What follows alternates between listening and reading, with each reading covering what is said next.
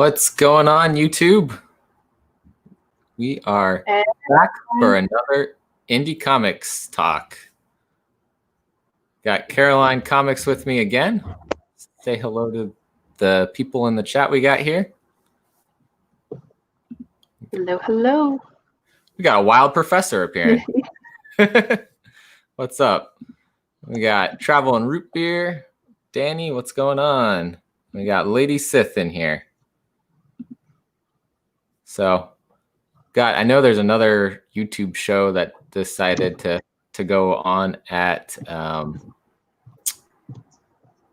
same time. So there might be people watching that and trying to watch a million different shows, but they're going to talk about probably not indie comics. So we're going to talk about indie comics. Woo! What's going on? What's going on, Tony and Sammy? I don't know which one of you is actually the one watching right now. If it's not both. Hey, Justin, happy Friday to you too. We made it. We made Time for the weekend. Time for the weekend. Time to talk about all things indie comics. And so I decided to move to my indie corner here. With all the good books. Exactly. Yeah. So, yeah, Something's Killing the Children corner. We only find them when they're dead. And then a couple other books in there. Giga, Crossover, Department of Truth. I Walk with Monsters. It's harder to see that one. But yeah. So talk about things that have come out since the last time we talked. Stories that maybe we've changed our opinion on since the last time that we talked. And answer some questions that people submitted on Instagram. We got we got 3 questions. Nice. So, where do we want to start? Well, I finally got my Things from Another World package in the mail today. It only took 2 weeks. So I'm gonna do a little short mail call. Department of Truth, issue number 4. And then we've got this I did not get from Things from Another World. I got it in a sale. Ooh, nice. I'm slowly working on every single cover for number 1.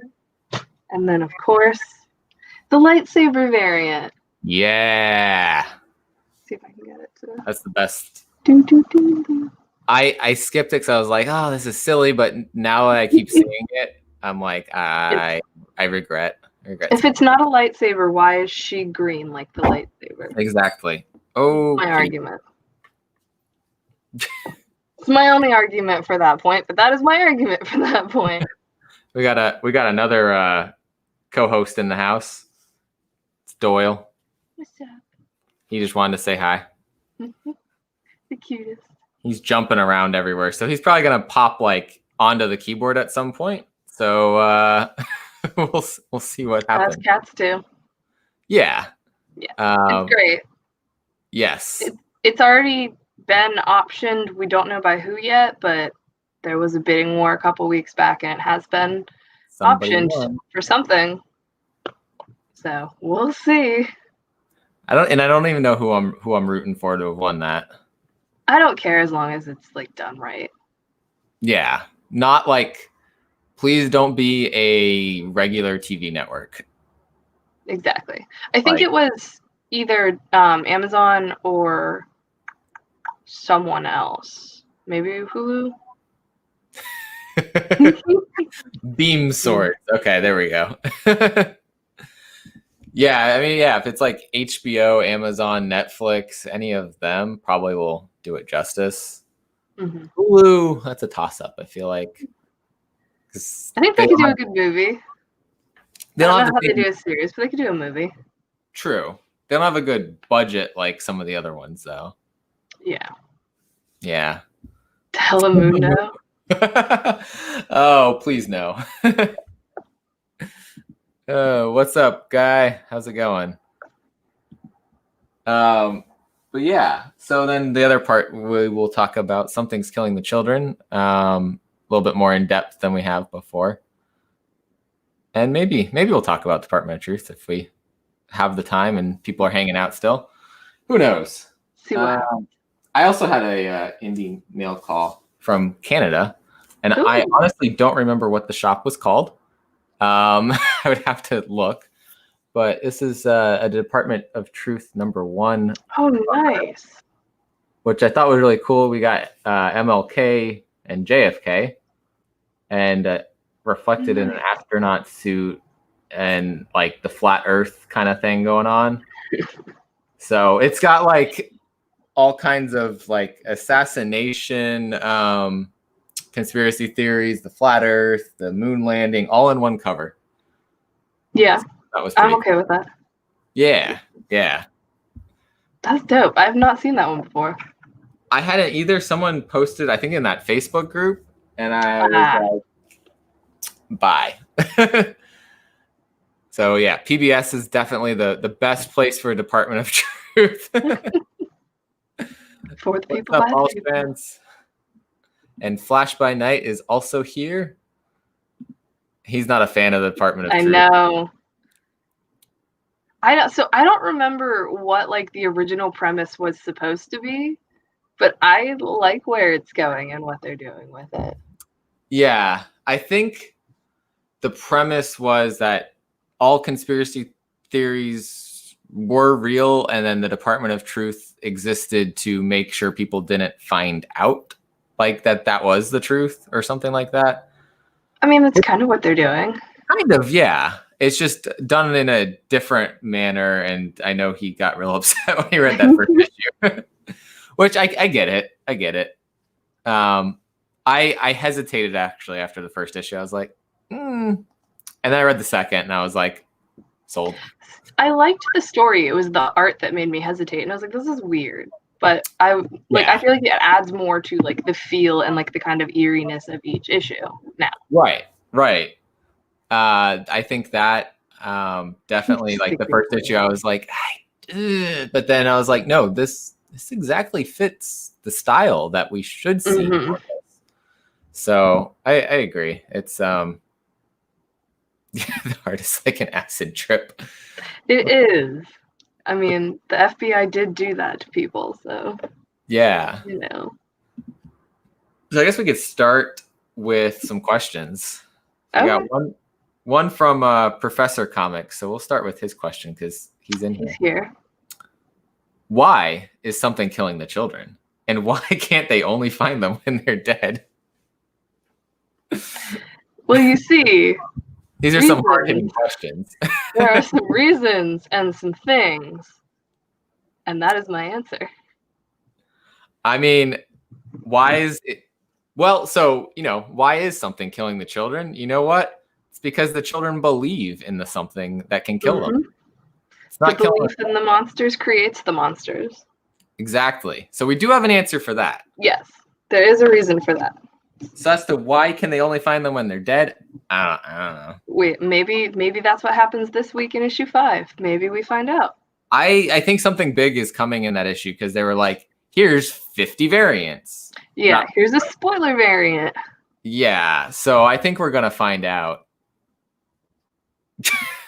No.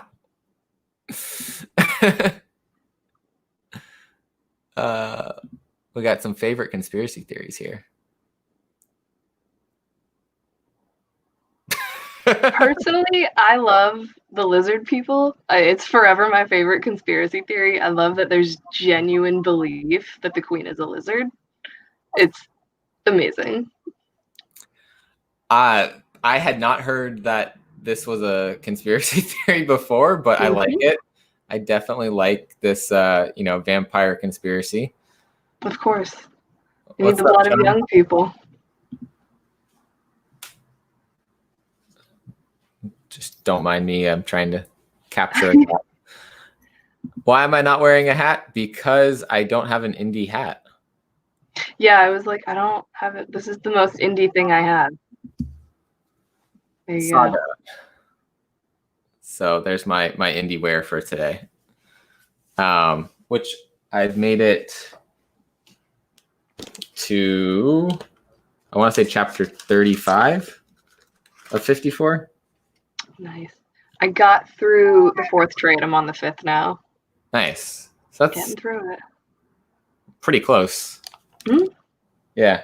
That's been so good, and I regret that I did not read that sooner. It was one of the first things that was recommended to me, so I've just been slowly trying not to completely consume it all immediately because I know it's supposed to be coming back in the spring. Like May-ish. I hope it does come back. I really do. I mean, I know Per the whispers. I hope the whispers are correct. Yeah. I am very sorry to hear that, Professor. So you gotta go get a new tablet then, a stronger one. Or go to your LCS. Or get a trade. Pick up exactly. Which at the time that I was looking for this was like impossible to find. And then they came out with like another round of them. Oh yeah, mine's the 2nd round. My got the little best new series thing. Oh, nice. The first, well, I guess technically it's the 3rd round. The first one is the Jenny Frisian cover that costs like $60 on eBay now. I thought that was like a variant to the 1st round. No, I don't know. I don't know because I know. So the Department of Truth has a trade paperback coming out, right? Mm-hmm. And there is I think the secret variant is the variant cover that some specific shop is selling for that. I'll have to look at that. Yeah, I think I have it up in a tab on my phone somewhere, and then I kind of forgot about it. Like save this for later. Yeah, man, the lizard people. They're everywhere. Apparently, they're everywhere. Got some Saga love in here, and some never read Saga love.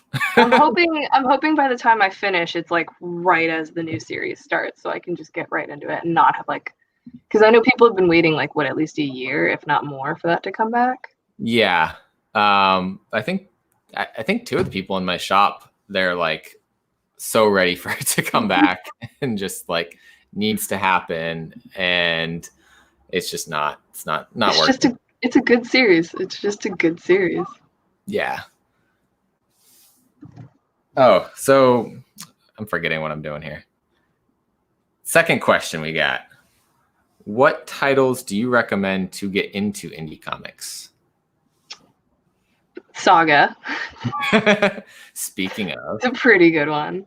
I read Why the Last Man. That was one of the first series I picked up, and that is really good as well. It's by the same author as Saga, so if you like one or the other, you'll probably like it. And then the first one I picked up was Umbrella Academy. So it's, if you like superheroes and you're testing the waters with indies, it's like a pretty good mish of the two. Yeah. And if you're just getting into it, like it's also just a really fun series. Along those lines, Invincible would be good too. Invincible is really good. I think the first 4 volumes. I have to read more of it. I ripped through like all of what was free on Comixology. Just like as fast as I can reading it. There was like a Humble bundle that had digital versions at one point, and I think it was like 3 volumes, maybe 4 volumes that I got. Yeah, Umbrella Academy. So I saw the show before I started reading the comics, obviously, and I went back and rewatched it, and I was like, everything is different. So I kind of don't hate it because it doesn't really spoil the comics too much, but I'm also now concerned because supposedly season 3 is where they're going to start re-intersecting with the comics, and the new comic series isn't out yet.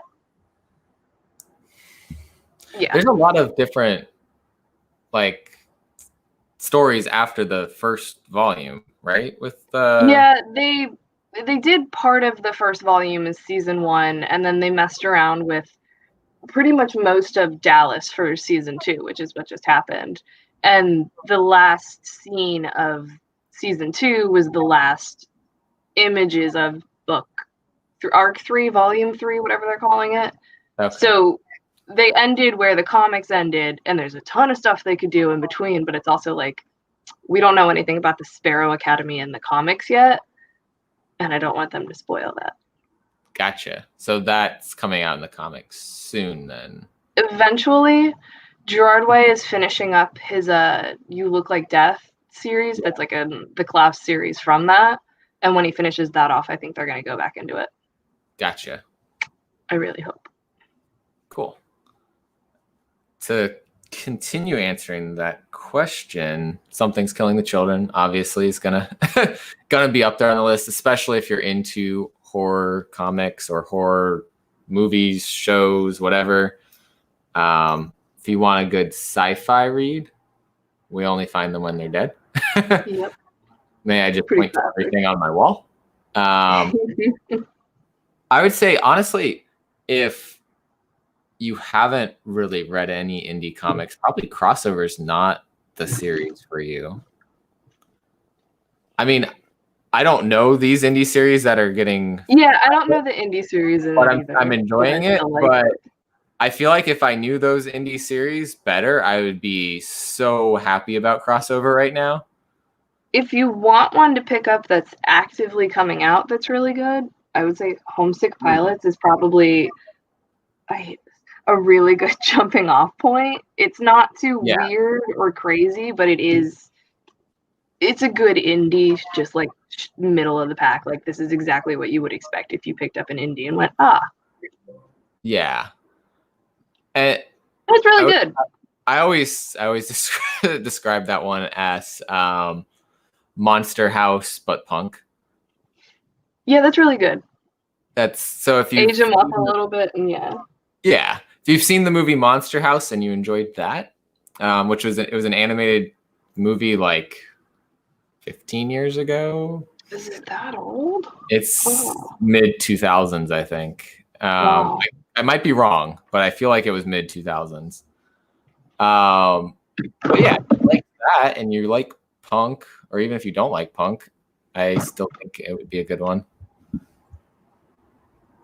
It's a really good series. And it's only got 2 issues out right now, so you can jump right into it. Yeah. If you don't mind catching up a little bit and you want kind of another like middle of the road kind of like pretty easy to get into book, Firepower. I think that's catch up on it in the trade because there should be a trade paperback coming soon with that one. Mm-hmm. I think it's coming out in the next few weeks. Issue 7 just happened. Yeah. I just read issue 1. Oh no. I just read issue 1. I'm really far behind on that. I'm waiting for the trade on that. I'm not committing to. That's a lot of effort to get those. Yeah, it's good though. It'll be worth it once you get to read it. Yeah, I did enjoy it. I thought it was really good, so I was like, okay, worth it. Did you get the like Prelude trade? No, I'm gonna wait and then pick them both up and then just like read through it on a weekend. Yeah, I've got a fat stack of trades to read. So then this is Monster House where things happen, but punk. It's dark. It got really dark really quickly. Yeah. Very quickly. Mm-hmm. And so the last question, this is from Steve, Hip Hops and Me. I don't know if he's in here or not, but what's your most anticipated indie title that you are waiting for? Waiting to come out? God, I don't even know if I've thought that far ahead yet.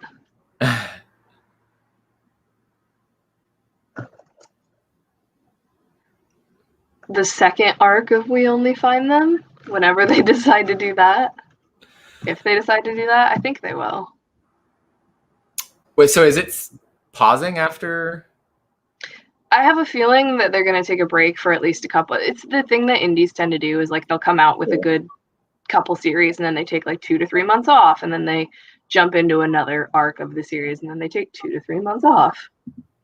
What's up, Piper? So like that's what Something is Killing the Children is doing. They have 2 more issues coming out and then they're taking like a couple months off and then I want to say like May-ish they're going to supposedly start back up.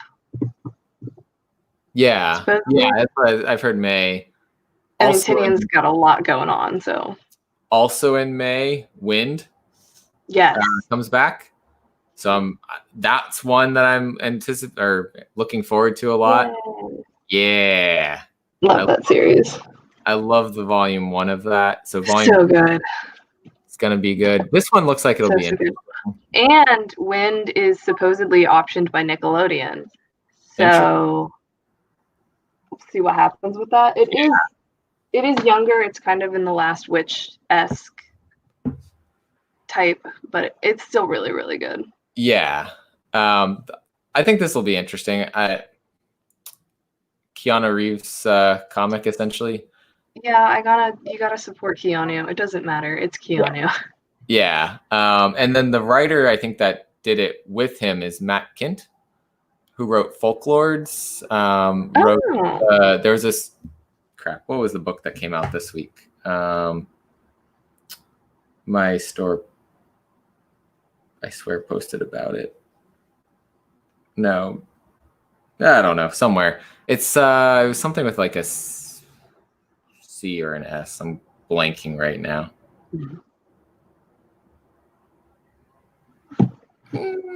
I don't know. I can't find it. But he had a book that came out this week, and I forgot to look for it.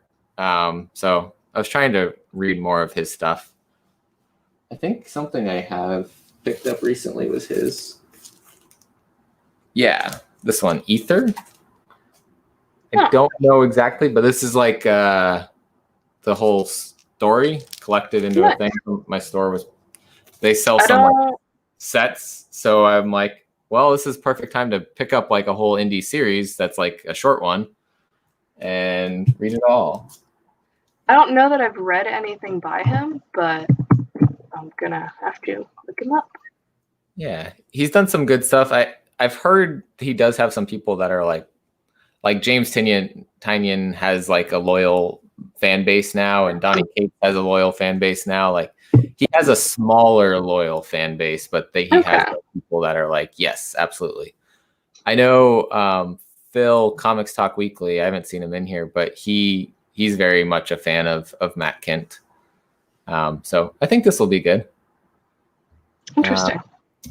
Another one. This one's from, I believe, Vault, is Hollow Heart. Oh, I did see that one. This looks pretty interesting. And Deep Beyond. Those are probably both going to be really good series. Yeah. Deep Beyond. I have that on pre-order. Yeah. So, Akira and Dolfo, pretty much anything she does is pretty great, though. Yeah. You can't go wrong with her work. Exactly. And the other one that I'm thinking about is, what's it called? It's in Boom One, Luna.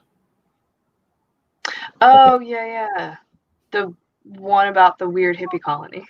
Yes. And then like weird spiritual, mystical, magical things. Having visions and whatnot. Yeah. I'm definitely going to at least pick up the first issue and see what's up. Yeah. And the Jenny Frizen cover for that is like... So she is doing a signing with Trinity? Trinity Comics, yeah. Trinity Comics, yeah. So everyone go get your Frisian books and send them in. What's She's up, gonna sign them all. Yeah. I picked up this. I kind of went all in on that. So I had the A and the B, and then the 1 in 25 and the 1 per store. I think it'll be really cool with like a gold or an orange signature somewhere on it. So it looks super cool with the clear back too, because of like the words on the back.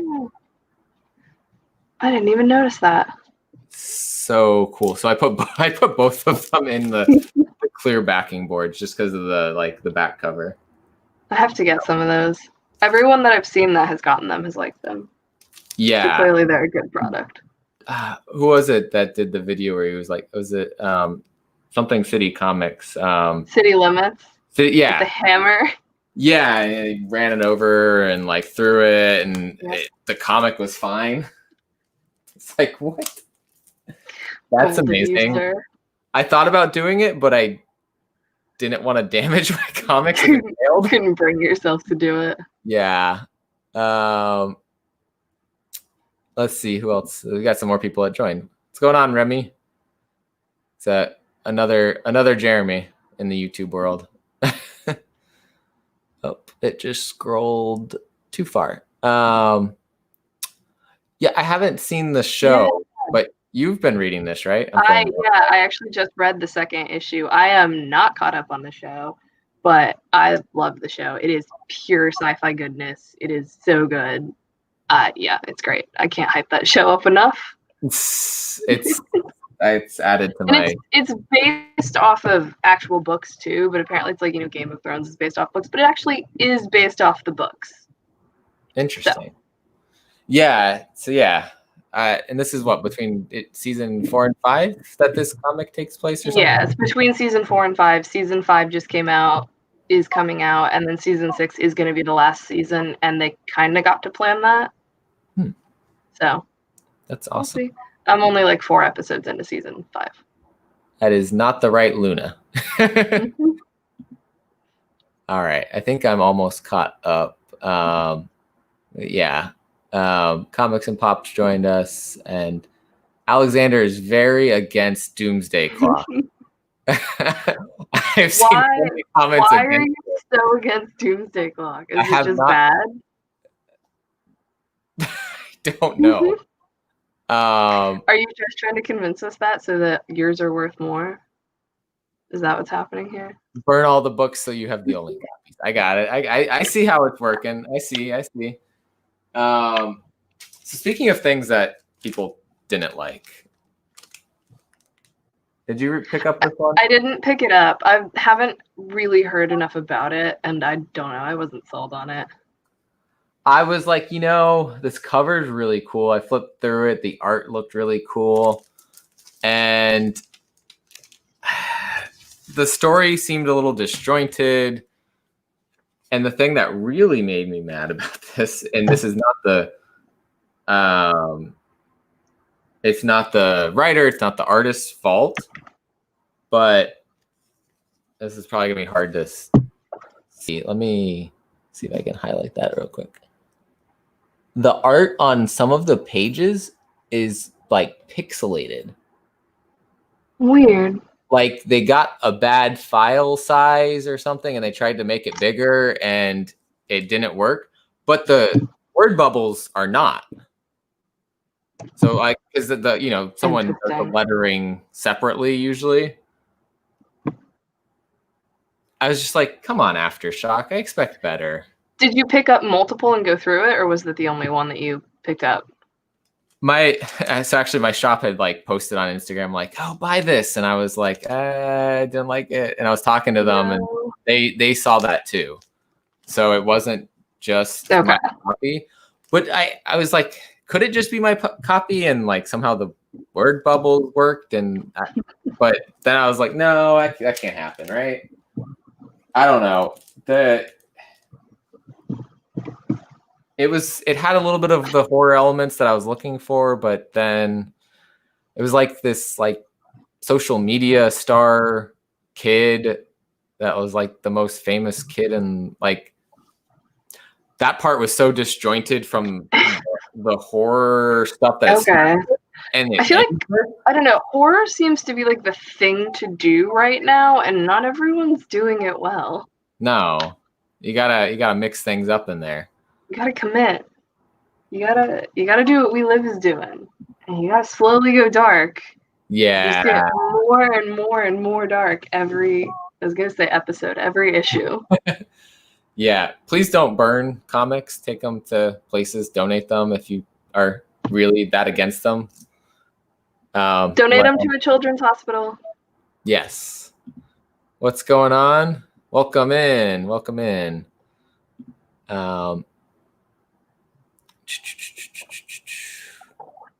All right. Yeah, so that comic's been like insanely good. Like you get this kind of a cover and you're like, oh, this is gonna be fun. And then your heart gets ripped out because of the carnage. Every issue. It's a Game of Thrones episode in every issue. You're like, yeah. Oh no. they're gonna run out of people to kill. Murder everyone. They're gonna run out of people to kill. I'm assuming maybe it's only a 5. I didn't know if it was a 5-issue miniseries or not. It's probably 5 or 6. It's got Aftershock seems to like to do 5 and 6 issues. It's got to end soon though, because they're gonna run out of people to kill. I mean, they're gonna. Yeah, everyone's either gonna die or like a few people are gonna live. Yeah, and then I guess if it, you know, since it's been popular, they could always do a like what happens next. Michael's saying the next issue is the last one. Okay, so 5. I mean, they could also do like other people and places in that universe at that time on their own like adventure to get to the extraction point. I think that's what they're calling it. Yeah, like, okay, now they've gotten off of Earth. What do they do now?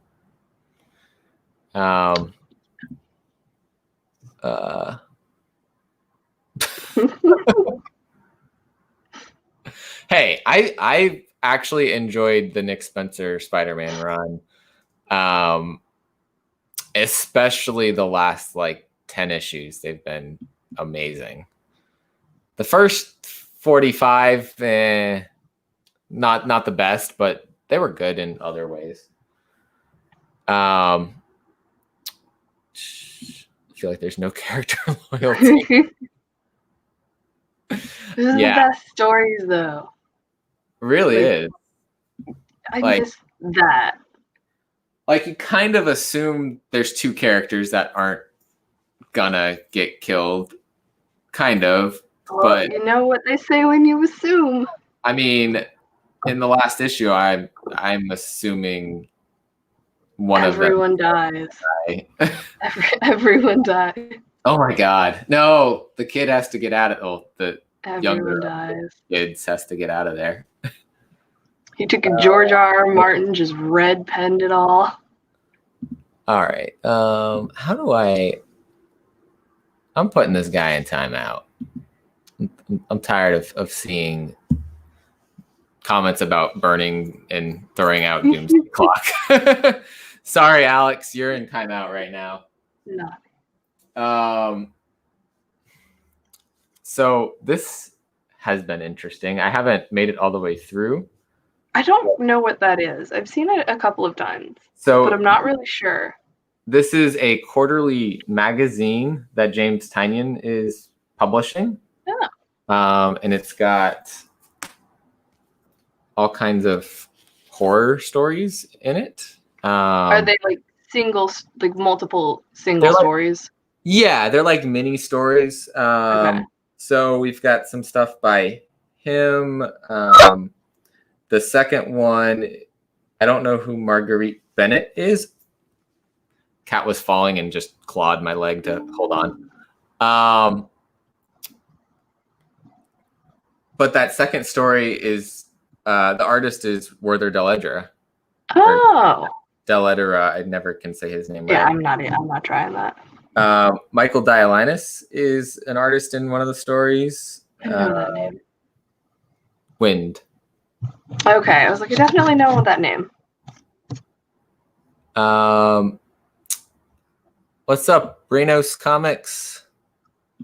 Danny, I will try to figure out how to give you a blue wrench. I think I have to go onto YouTube to do that. Let's see. I think Sith has a blue wrench and he's not here, so he's the only one that can do it. But yeah, so there's all kinds of different stories in here. There's actually even like a short written story in here too. I didn't read that yet, but like this is where there's art in here. So keeping that creepy something's killing the children kind of vibe going on with his story that he's on. Or was that Dialinus? No, that was Dell'Edera. But yeah, so this is kind of super cool thing that he decided that he wanted to do.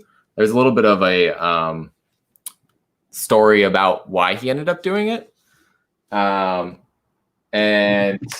when it came out, by the time I got it, Number 2 is already out. came out. But this is the second print of issue 1. So I found out about it after the first print. I think it was already sold out. I'm assuming it's just like on his website. Yes, it's on Tiny Onion, the tinyonion.com website. That's great. Yeah, so you can like subscribe, and it'll be like a year's magazine subscription. But I mean, it feels kind of like this feels, but a little bit smaller. Oh. So so it's essentially like a small trade. Yeah, for size, maybe about half the size of the trade. And you get it quarterly. So I paid like a year's subscription, and they'll automatically send it. You don't pay any more for shipping. Nice. I think that might be in the original cost or something. And probably. Yeah, so it's been pretty cool. Let's see if I have. Here we go. Travel and Root Beer, you should have a blue wrench now. Ooh. You've been upgraded. Oh, Hyper, I'm going to give you one also. So if he comes back and starts telling you to burn your books, you can you can make him. Not 1975 in it anymore. Ooh, that is a tempting offer, sir. I might. You also have those Peach Momoko Wind books that I'm thinking about still too. Those are really gorgeous covers, the ones Momoko did for Wind. Yeah, because I think I didn't get them till, I don't remember if I have 3, but I know I have 4 and 5. So I kind of want the whole set of her covers for it. I did see for The Last Witch how she did like the first cover. She's not the 1 in 25 variant for issue 2 though. So I'm wondering if that's her last, issue 1's her last Boom book. I'm trying to think if I've seen. I wouldn't be surprised if she has like a Something is Killing the Children 15. I haven't really looked that hard into what's coming out. I feel like they're gonna have to do a lot. It's the last issue. Let's just subscribe to my YouTube channel. So we everyone go read Necromorphos. So I don't know if Gabe is in here right now, but we both love his book, Necromorphos. It's amazing.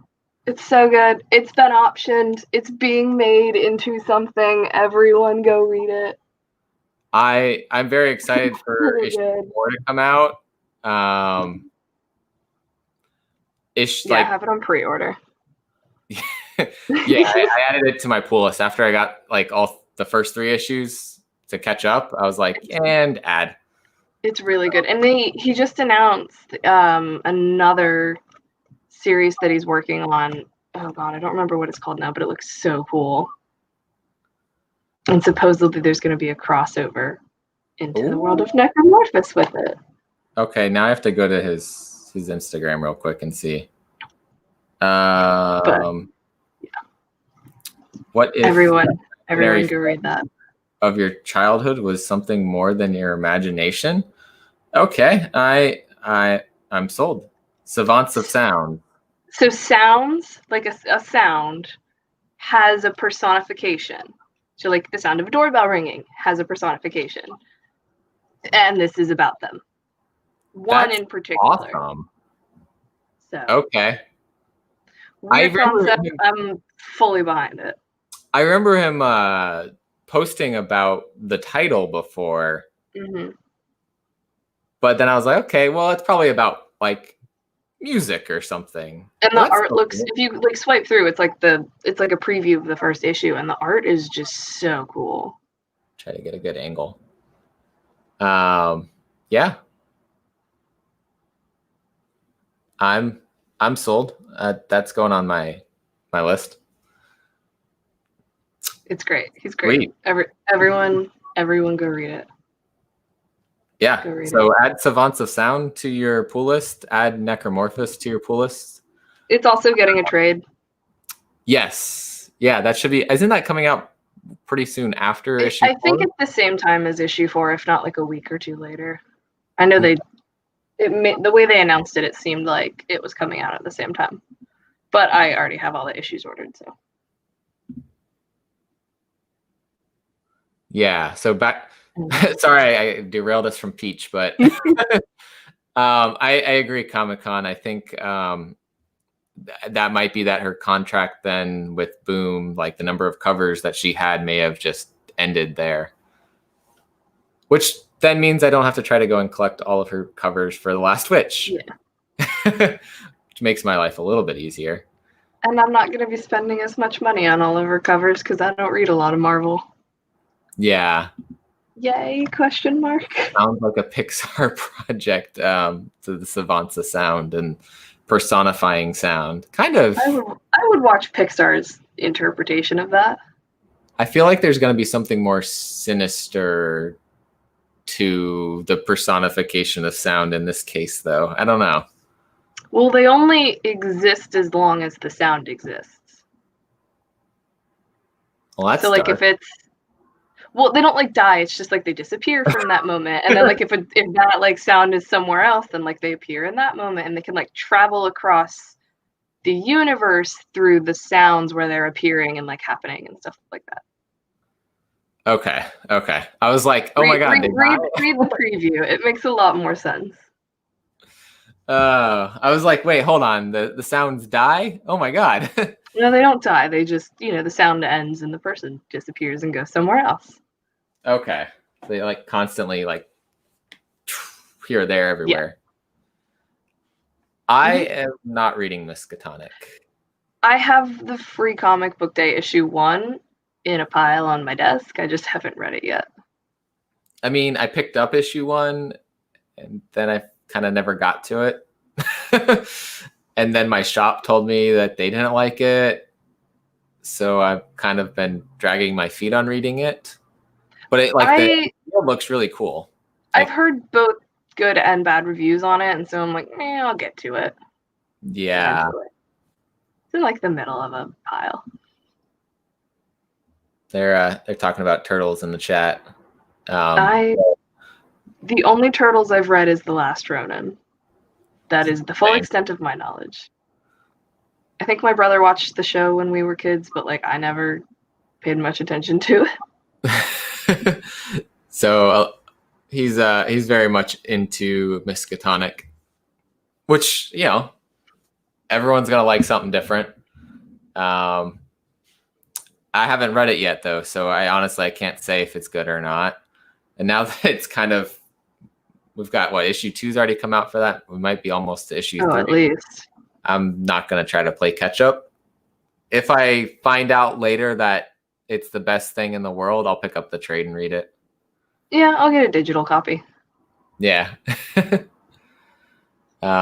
yeah, I guess something big was happening in the Turtles this week. The ongoing Turtles. Yeah, apparently there's like 2 new characters or something in it. Yeah. And Turtles are indie. So they are indie. They're just like the one indie universe I'm not committed to. Yeah. This the Pressable Defects had the writer and artist on for Hot Valley Days and Cocaine Nights. Mm-hmm. I heard about it. My local didn't. None of my locals picked that one up. So yeah, it's gonna be internet. Issue 1's gone like crazy in price. Oh. Yeah, it's not going to be an internet find. Never mind. Well, unless you always find things, get lucky. Issue 3, I think, hasn't even come out yet, and I guess the print run on issue 1, I think they said it was like 1,800 or something. Damn. So very low print. It was Antarctic Press, I think, was the company that it went. Okay, so a small one. Yeah. You say that every time you see me without a hat, Sith. You missed being here to use your wrench capabilities to boot someone out for continually saying burn the whatever that book. We're not a fan of Doomsday Clock. Doomsday Clock, yeah. It's a no-go from them. Hey, I mean, I probably will enjoy The Mask. The Jim Carrey movie's good. Yeah, and he's talked about this a couple times, and like there's so much more in like the comic world than you get to see in that movie. And so I definitely be interested to see it. Like he just got I think it's like, I don't know if it's the exactly first appearance of The Mask, but it's like some first with him. Yeah, I saw him showing it off the other day. Yeah, and that cover is really cool. Oh yeah. That's got a very perceptive guy here in the chat. Yeah, this is my indie corner, so I figured that's perfect for this. Hey, Three Men moved their show back an hour, so how dare they? That's on them. What's up, Hidden Gem? Yeah, so let's see. What else has come out new? So we've mentioned this briefly, The Last Witch. Yeah, I gotta find mine. Yeah. I just picked up this cover. Yeah. I really liked it. Is that cover A? This is cover B, I believe. Okay. I picked up both of them. And then I picked up on the new spec outlets. I picked up the I think the sketch of variant, yeah. I wasn't sure if I would like it, but I tend to like witch lore and stuff like that, so I probably should have gone a little harder than I did. Yeah. No, it's like it's good. It's a boombox property, so it's targeted a little bit younger. Yeah, it's not gonna be scary. It's gonna be more along the lines of like lore-esque. Right. I think it's gonna have like that witch is gonna be ending up adding some like creep to it. Not like full on horror. Yeah, it's not like, gonna be like scary witch. Yeah, she's gonna be like a good witch that everyone thinks is scary. Yeah. Yeah. Or he's gonna be baked into soup. Or yeah, that's gonna happen. That would be a twist. A gingerbread boy.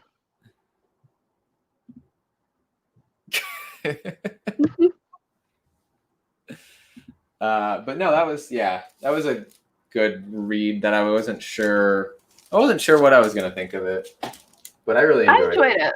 Yeah, not every series needs to be We Live levels of just dark. Right, you need those fun ones like Inkblot. Where's mine? What were we on in that one? Issue 5, I think. Yeah, I think they came out last week. Sometime recently. It's a good one. But one that I picked up and really wasn't sure if I was going to like, and I know you weren't sure if you were going to like too. I was not sure if I was going to like that. More because because of this. I don't clown. I don't like this. I don't like clowns, but I picked up this cover instead, and it's on my pull list now. It's from the guy who does Ice Cream Man, and after I found that out, I was like, well, I've already kind of fully committed to Ice Cream Man, so I gotta do it. I think it's just a 6-issue anthology, so it's supposedly there's gonna be a crossover. Interesting. Things are being said. Some rumors are running amok. There's hold on. There's gonna be a crossover. I didn't bother with those. I was like, just give me this. I think it counted us like what, a 1 in 4 or something, because this is just like the regular one. If I read Spawn, it would be a different story. I don't, unfortunately. I don't either. It's one of those few indies that has a lot of. It's why I don't read Teenage Mutant Ninja Turtles. It's got a lot of back history that I'm not committed to. Yeah, I hear you. I picked it up mainly because it was Todd McFarlane on the art. Ice Cream Man is being optioned. I think it's Amazon. Don't quote me on that, but it has been optioned, yes. Probably. That would seems like an Amazon thing to do. I would be okay with like Comedy Central doing it too, because I mean Archer is pretty great. I really need to like pick up trades or something for Ice Cream Man and read it, because I bet I would enjoy it. I just missed the boat on it.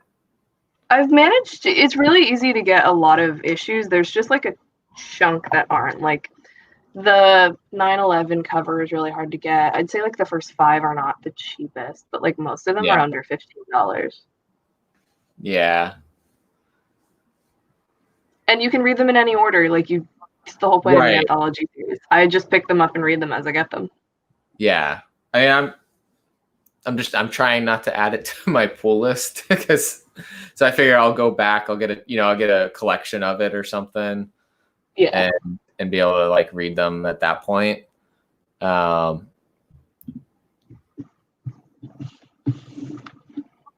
is fabulous. I have seen Big Mouth too. That was I've yet to watch it. It's in my Netflix queue. I just keep adding other things instead. Yeah. Plus I'm still slowly making my way through Bob's Burgers. Yeah, I started Clone Wars. Yeah. Yay! It's so good. I'm still. I wish that was still technically indie, because I now want to talk about it forever. It's well, yeah. Oh, if you talk about the Dark Horse Clone Wars books, which have Ahsoka in them, which is what the show's about, like that's we're still indie, right? I have one Dark Horse book, and it's the Droids book with R2 and C3PO. Oh yeah. Because there was the Droids that was the original time when Marvel had it, and then there was the Droids when Dark Horse had it. Mm-hmm. The only Dark Horse book I have.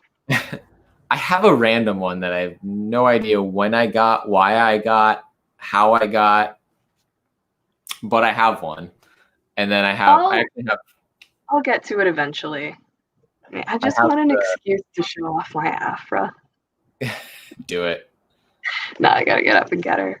Yes, Lady Sith. I'm like 4 or 5 episodes in. I'm fully committed to it. It's great. It's really well done. I now understand why like everyone loves Dave Filoni as much as everyone loves Dave Filoni. He's great.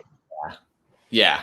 That's great. Why there's some hope for all these shows that are coming out, because Filoni and Favreau have their hands in it. Yeah. Favreau can do anything. I'll watch it. I'll get her at the end.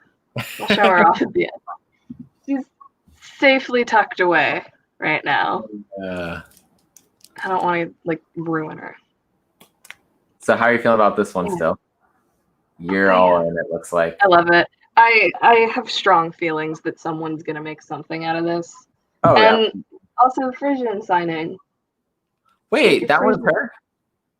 That's what the internet told me, so maybe the internet lied.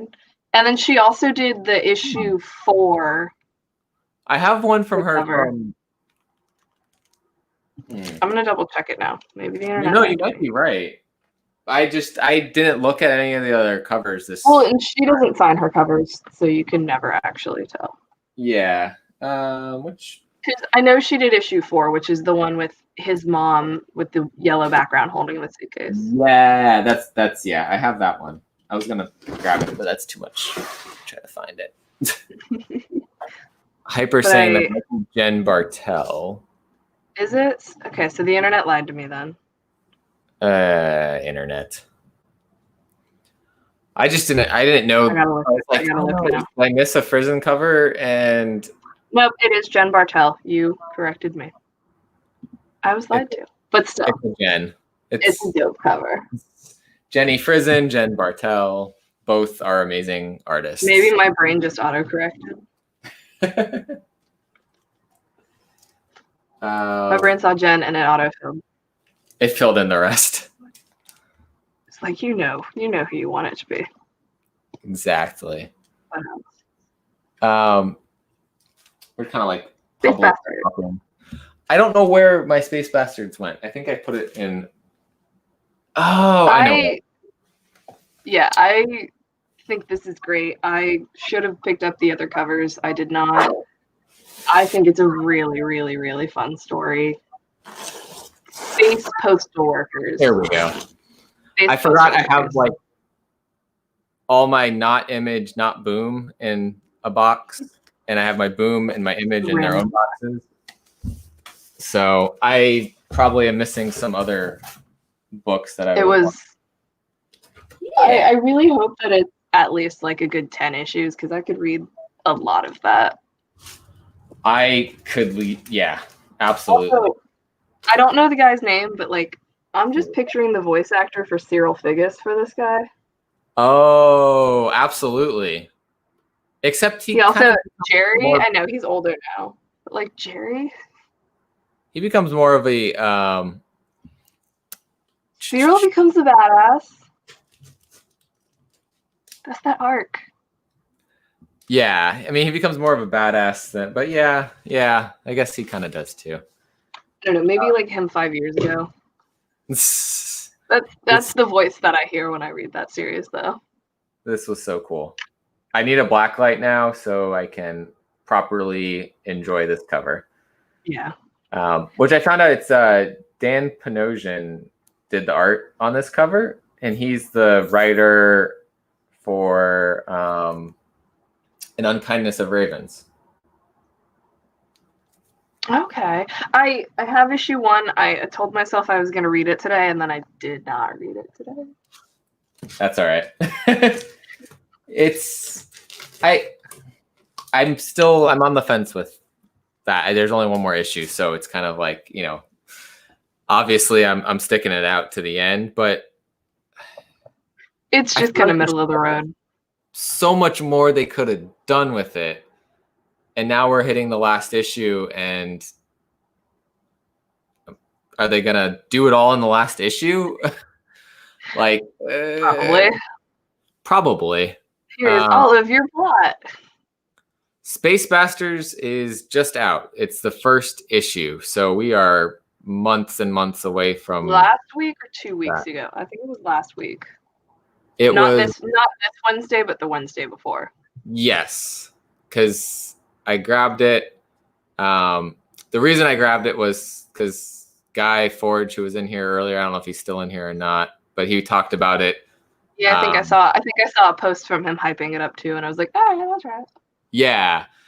One issue. He was talking about it, and then so like I got it and I loved it, and he's like talking to me about it. He's like, my shop didn't have it, and I was like, oh, no. So I went back and hopefully he has it now. Yeah, you'll probably be able to find it. If not, let me know. I'm sure one of my locals might have it, and I can find it. Yeah, I only picked up one cover. Yeah, my shop definitely still has it because they ordered enough for the 1 in 10 because they were excited about it. Fair.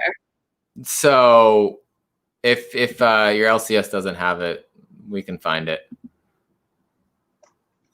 What's going on, Joker? Joker's in here. Yeah, Space Bastard, super cool. It's really good. For those that really don't know what it's about, it's like Postal Service. This is my way of describing it. Postal Service meets Battle Royale in space. Men in Black Postal Service meets Battle Royale. Okay. Yeah. Because there's some weird alien stuff going on. Yeah.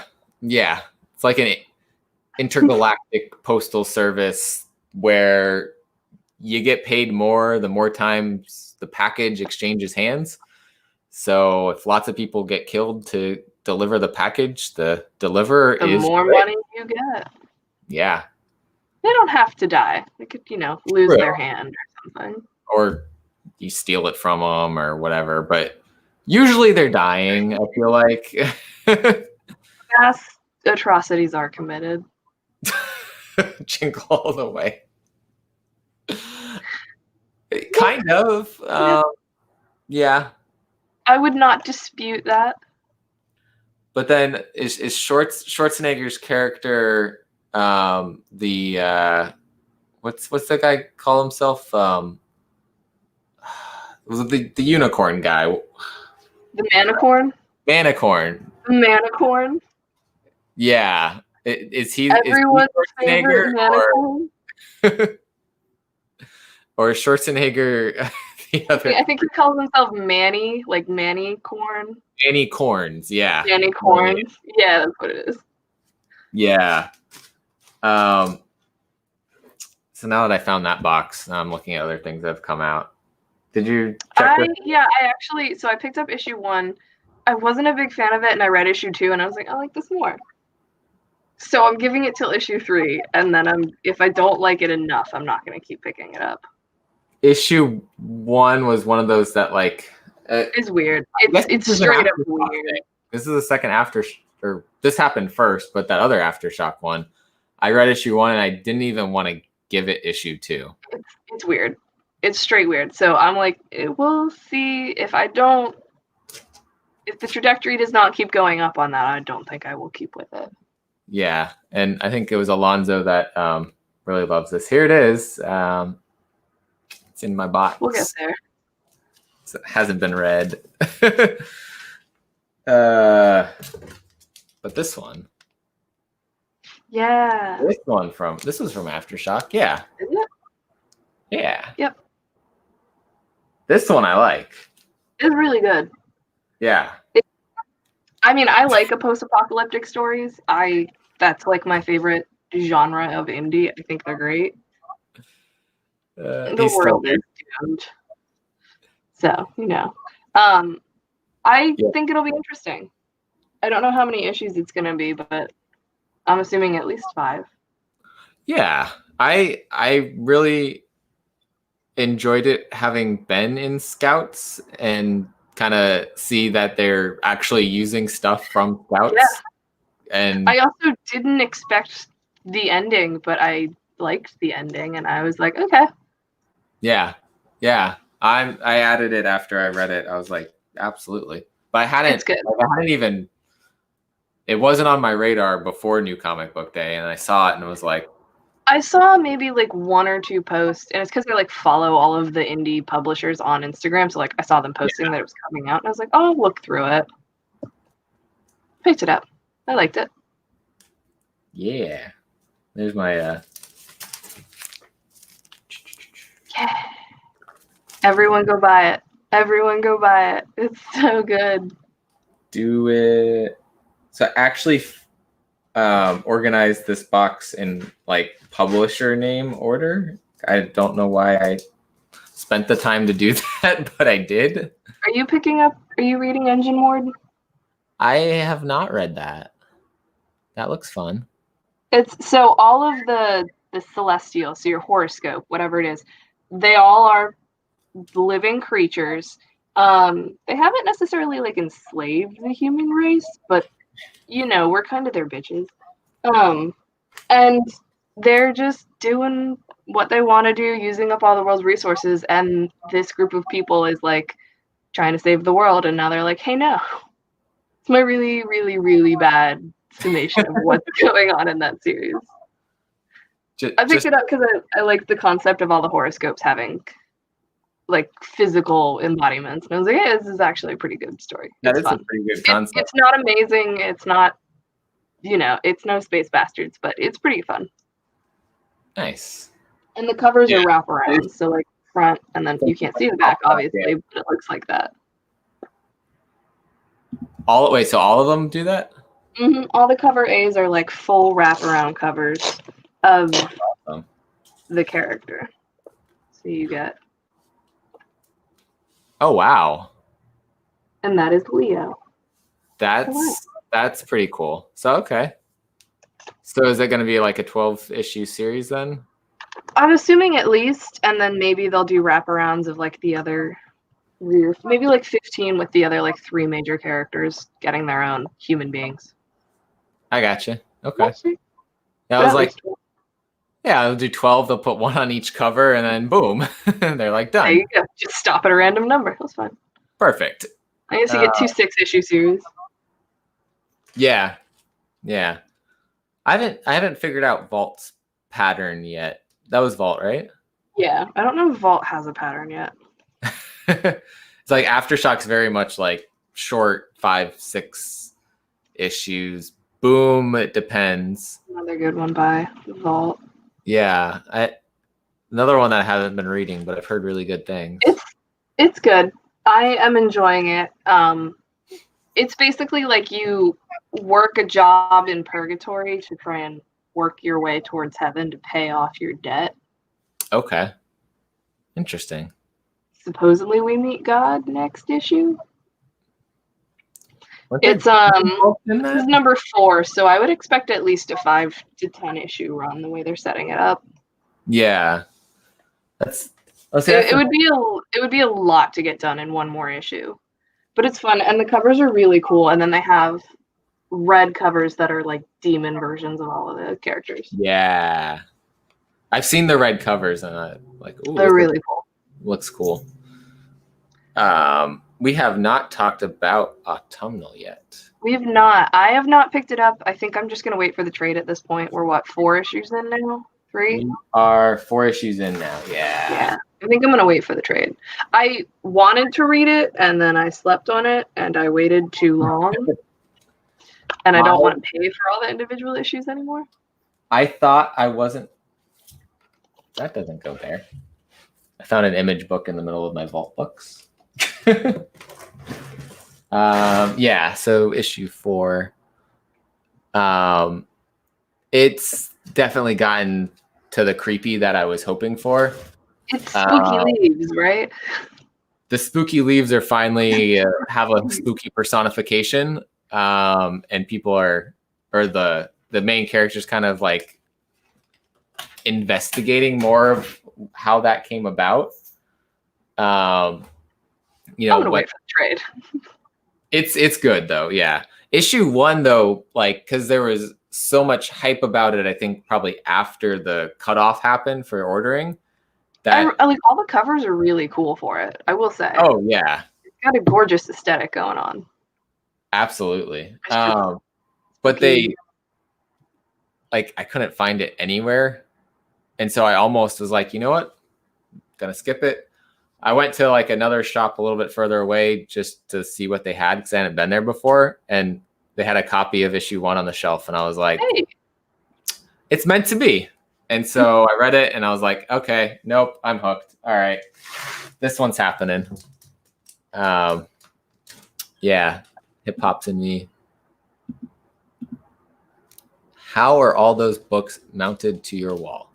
The ones behind me are in top loaders. So, but what did you use to put the top loaders on the wall? So they all have top loader, and then they're just pinned to the wall right now. Oh, that's precarious. They're not going anywhere. That's bold of you. These ones have been there for I don't know how long, for quite a while, and they haven't moved. That is the actual answer. Magic. I thought you were just gonna say like they're clear command hooks or something, and you've got them set in. My apartment unfortunately has like popcorn walls. Yeah, so I can't use any command strips at all. Yep, that's how my walls in my room are too. You can't tell. It's like you can't tell until you're like, ah, crap. Yep. I had the command shelves, like, which was so cool. You didn't have to put holes in the wall, but these have holes in the wall now. Whatever. I gotta get shelves. I need to get shelves so I can start displaying my nice books. Afro. Yeah, do it. But yeah, so I was like, you know what? I need shelves here, and then I also recently put this in here. So. Oh, smart. This is like all my indie books, except for that one box that I forgot about because it's sitting over in another thing. Yeah. Did you pick up Scumbag? Are you still reading it? I did, and I'm glad I did. You on the Scumbag hype train? I'm on the Scumbag hype train. I I think I told you before that I was on the fence about continuing to do it. Where did it come back? I haven't heard anything like spec wise about it. I mean, it would have to be something like HBO. Absolutely. It is some raunchy. This one is Raunchiness. especially. It's a raunchy cover. This is not PG-13.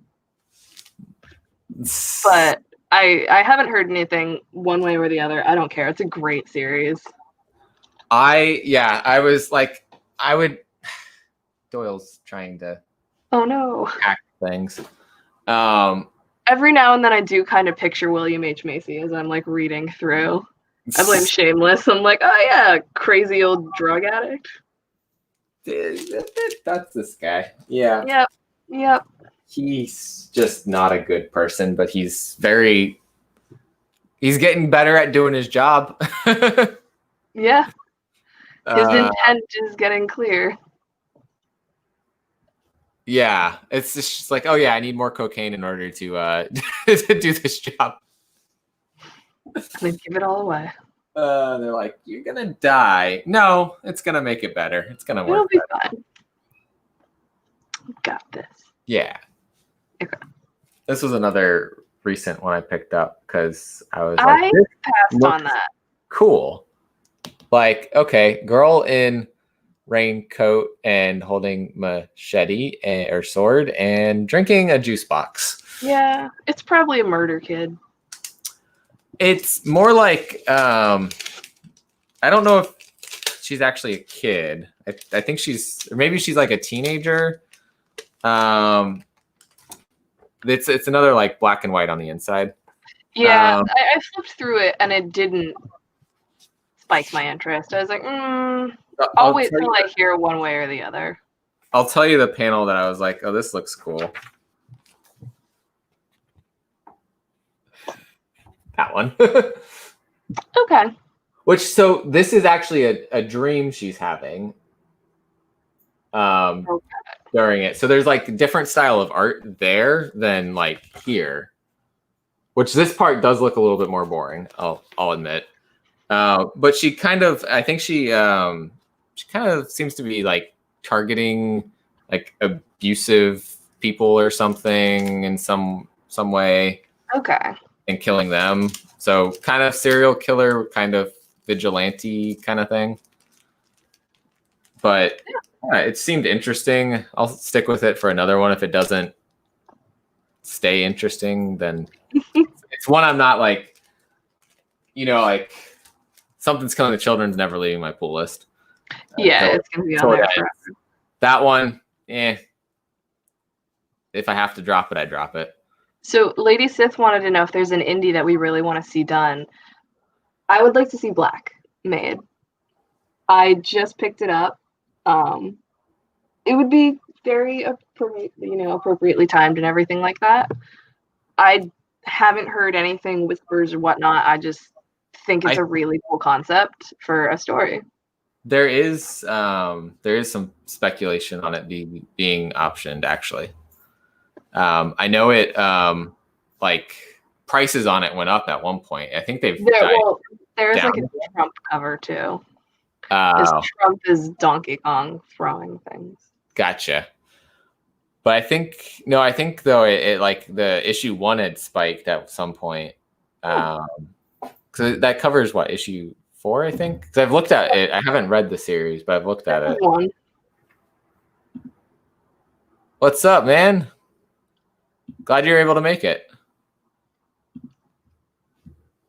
Yeah. Really, pretty much anything we've talked about, I would like to see made. I think 7 Secrets or We Only Find Them, I would really like both of those to be animated TV shows, probably. 7 Secrets could be good live action. I just think a lot of it would be. It could get really crappy with the CGI. I think it could get real kitschy real quick. True. A good sci-fi, it'd have to do We Only Find Them When They're Dead really well. 7 Secrets, though, I think it's going to be better animated. Hey, Doyle, what are you doing? Cat's trying to Destroy everything. Yeah. I'm trying to like flip through. Space Bastards would be fun. Space Bastards, they should do live action easily. Yeah, absolutely. This this one is would be a good one. So this is a series I just started reading a couple months ago. Finally got through it. I really like it. It's like the gods, different religions, different iterations of each god throughout history. Every 90 years, they're reborn. 2 years later, they die. It's really cool. It's really interesting. I think it would be really fun because you could do a lot of versions of it and just like constantly cycle through. That's not bad. They have changed the actors and stuff, maybe even, or have the same ones but change the way they look a little bit. Yeah, and like they're all ages. Like there's teenagers to like old people. Have fun with it. Yeah, I picked up like the Image First version of it to be able to read the first, and that was good. Lucci's great. So I gotta find like some trades for that at some point and try to read it. They're not hard to get a hold of. They like your local will probably have at least the first one. Yeah, he's rambunctious now. He was sleeping on me at one point.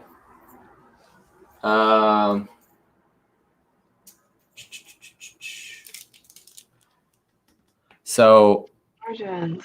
Yeah, it's good. I feel like it finally got me a little bit more sold on it. I feel like it's still developing really slowly for only having 6 issues, though. Yeah, that's kind of my like one hesitation. It's still really good. Yeah, I feel like they're gonna have to smush a lot of stuff in. I feel like I like the world more than I like the story or the characters. But the story finally got interesting in issue 3. Yeah. So I am a little more curious about the world and what happened than I am about the 2 of them, though. Yeah. So I'm like, okay, how are they like? Is the world is humanity coming back? I don't care if the main character lives or dies, but is humanity coming back? Are they gonna defeat the AI? Like, are they actually gonna win? Got such a cool world. I want to see something more with this. Yeah.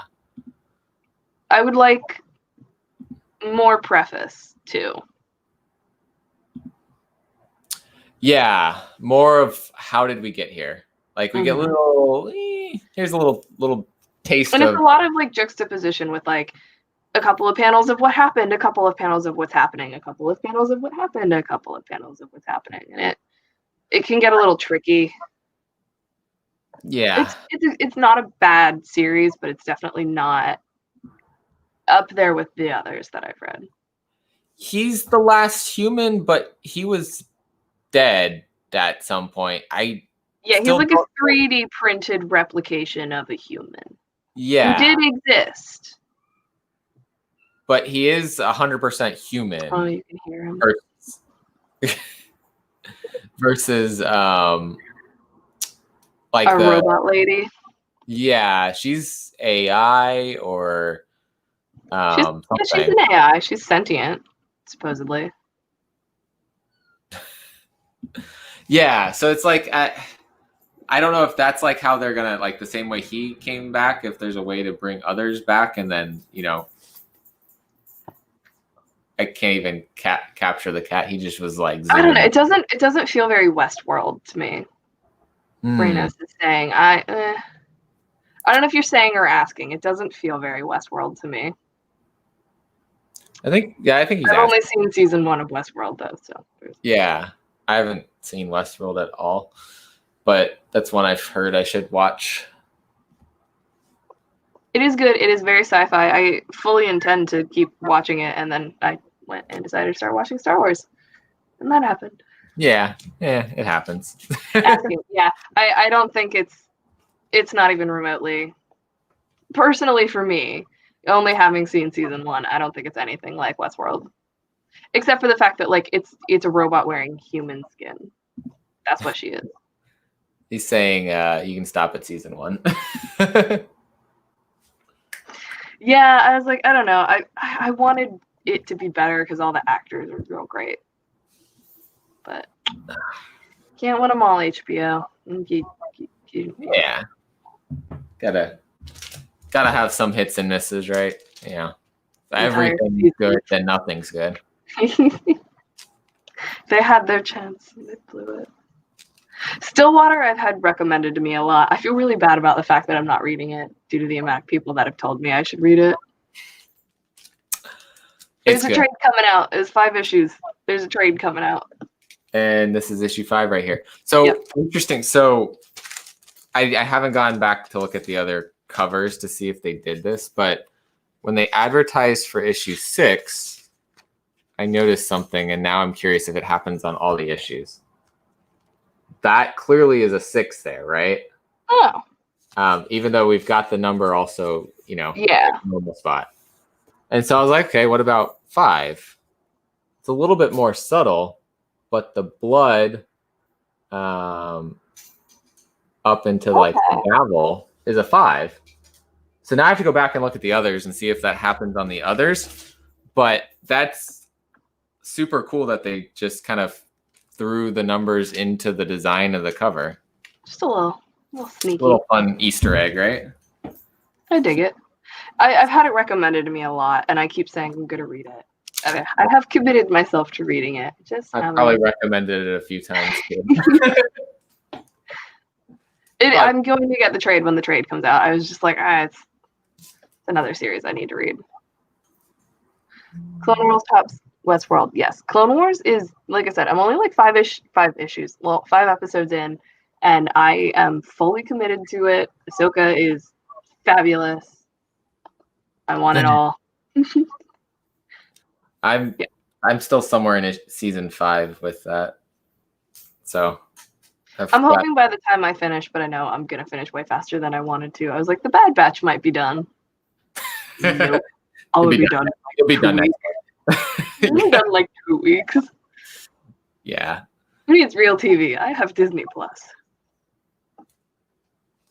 Maybe a 3 on the 3rd issue in the blood. Not seeing 4. Yeah, I'm gonna have to like try to. Actually, they're probably sitting like right. No, they're in this one. Because your mind's just playing tricks on you. I don't think they're here.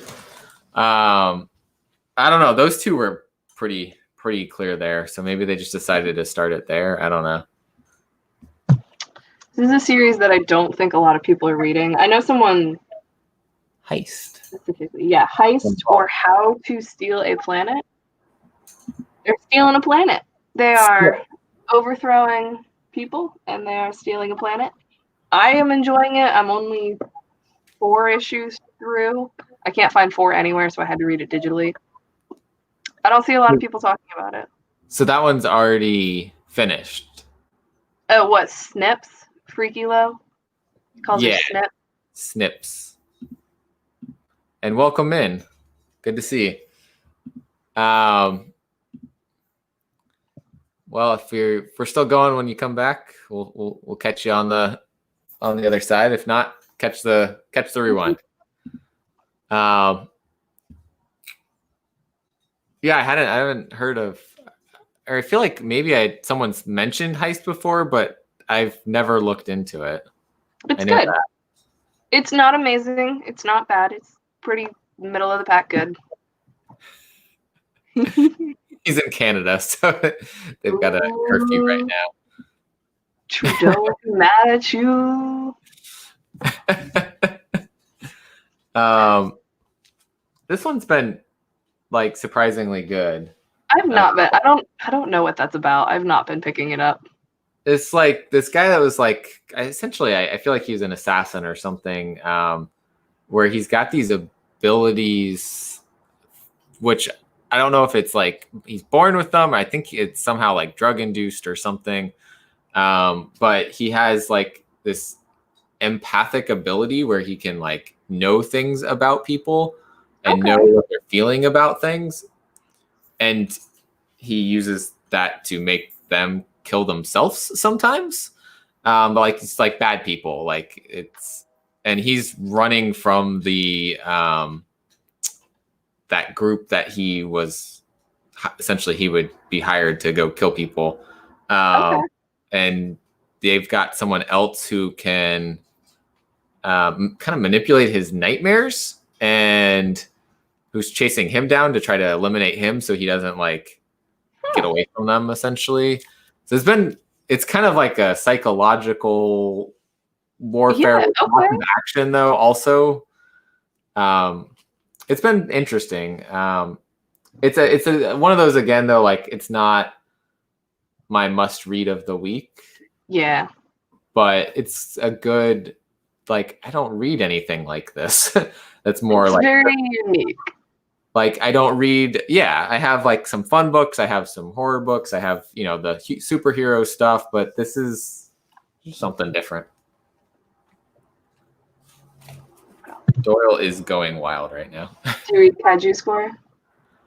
I still haven't read issue 1. It's fun. If you read Spy Island and you liked Spy Island, it's similar in tone, and then there's also like not advertisements, but like advertisements in it. So there's like fake advertisement pages in the series about like what to do during a kaiju attack and all that stuff. It's a fun series. It's a fun read. I'm trying to remember if I did read it or not. I don't think I did. I like the kaiju. I think they're interesting. Okay.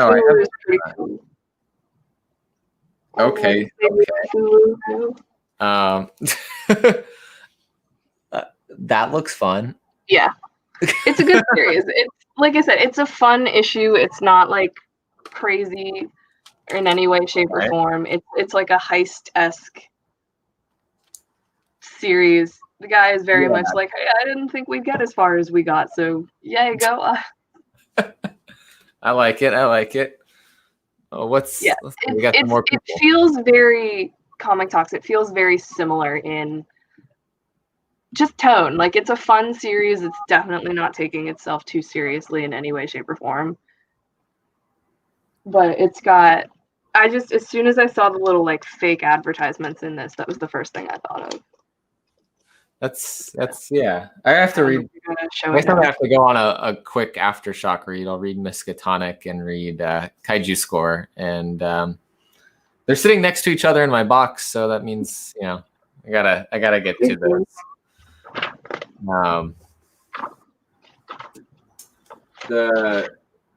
There's a couple that I have to. Whoops, that's not what I'm trying to grab. I have to get the rest of this series to read it. There's your heist map. Oh, nice. No One's Roses, so it's very good. It's very good. Wait, so did Matt Kint write Spy Island? Did he? I don't know. I have to go back and read that now. I mentioned you and when we were talking about Matt Kint earlier because now I'm blanking on what book we were talking about, but whatever book he had that came out. Everyone watch Stranger Things if you haven't already. It's great. I actually have a cousin who works on the TV show. So. Oh, nice. Yeah. Like production stuff or? He's he works in the filming side. He's a grip. Cool. Go Crew. He did Bang. Oh, okay. So I guess he does fun fake ads also in his Interesting. I have seen Bang. I haven't picked it up yet. Yeah, I was talking earlier that Matt Kint has kind of a little bit of a following, not quite the Donny Cates and James Tynion level, but he does have some loyal followers. And Phil is name down. I'm also realizing as I look at who wrote Faust Act, I'm like, oh, now that makes sense. Gillen. Now that makes sense. Yes. Danny's requesting more content. More content. I don't know. There are some weeks where I just pick up like almost all indie, except for like I'm slowly working my way through the Miss Marvel series that's out. So like every week I pick up one back issue with my pickup. So I'm on like issue 7 or 8 now. Getting there. You got 5? No problems getting 5? I got it from NSO a couple weeks ago. Okay. I was gonna say, because that one I know flew off the shelves because the new suit, yeah. Which I want to say it's issue 6, which is her and Iron Man, is like my favorite cover that I've seen. I'm like, this is dope. Yeah. I don't know where I have it, but I have like the second print for issue 5 is an homage to Tales of Suspense. I think it's Tales of Suspense 39, Iron Man's first appearance. Oh, nice. So it's her with the new suit, and it's an homage to that. So I thought that was super cool cover. And then they're in the story together right after that. So yeah, I saw that and I was like, well, I just got way more excited for this. Put Iron Man in something. What's the name of it? That's the Matt that came out this week. I need to. I'll try and remember to pick that one up. I need a pen. I actually, the one person at my shop, they had posted it. It wasn't on the shop's Instagram. It was on their Instagram, like a panel from it, and it's the art and it's like crazy. I can't. My store may have not even gotten it. One gets a lot of indies, one does not. I don't remember. They have 2. They have 2 Instagrams, and I can't remember which the other one is to find it to see. It's probably lost somewhere, but I was gonna try to pull up. Oh, here we go. This is the art like inside of it. Well, that's like super surrealist looking. See, if I had seen that, I probably would have picked it up. I hadn't seen anything about it at all. I saw it on the shelf, and I was like, maybe if it's there next week, because I picked up a lot of it. They're trying to name the show. Hashtag. Gotta buy the website real quick. I mean, my picture is me with a sparkler, so. There we go. My friend bought them for her kids. I'm the kid. It's me. Gambit and Rose Andy Chat. It's funny is I don't think he's still in here, but Remy Q Studios. His name's Jeremy, and he goes, he has the name Remy for his YouTube, and then he really likes Gambit. So I always I hear Remy and I think Ratatouille. This is the immediate connection for me. Oh man. Gambit and Rogue are forever the icons. I still bitter about Taylor Kittich not being Gambit anymore. Forever gonna die on that hill. But the previous Gambit project, pretty sure is scrapped. So hopefully Taylor's too old now to play the character anyway. They need to get someone younger. What's his face? Probably won't be playing him then. Yeah, that's all that matters. Whatever.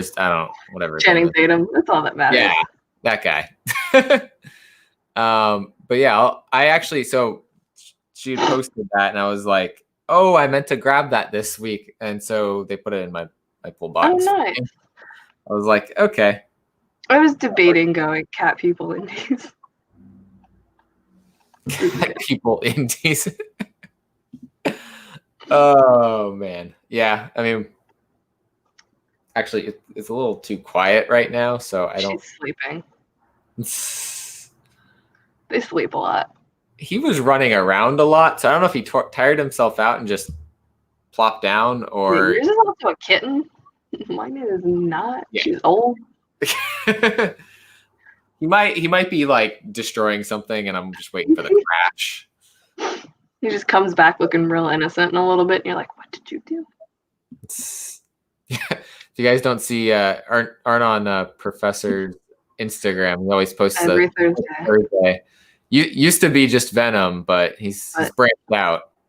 There's a lot of thick characters in the MCU. And in the way that they draw them in the comics, it's It's almost guaranteed. Muscles on muscles. Yeah. Yeah. Oh yeah. So I started talking about this. I gotta get the rest of them. My shop, I think, was able to order 3 and 2, and maybe Nice. 5, or 3 and 5, or 4 and 5. I don't know. 2 I of do them. not have that cover. That's cool. I've not seen that one. This was the only one that they had on the shelf. So I don't know if this is cover A or cover B. Only one of my stores ended up picking it up, and every time they did, I had to like fight people to get it. Not really, but I was always like one left on the shelf. I was like, "What is this? This looks cool." Whoop. Just Yeah. yeah. This is my Jason machete that's working as a something's killing the children prop. So not actually killing people. I swear. I mean, I would say Erica Slaughter may be professor, but like she is like me, and she's not gifted in that department. Just accept it and move on.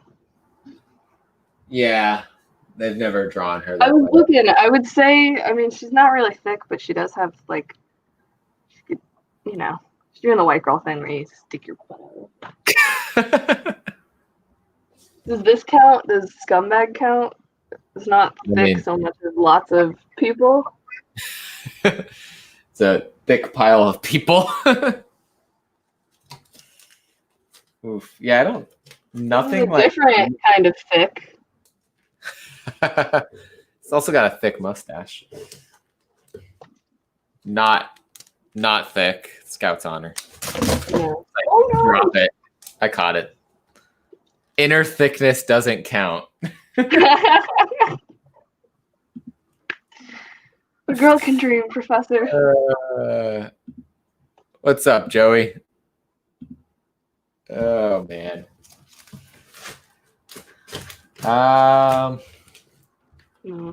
Indies like to draw people like real people.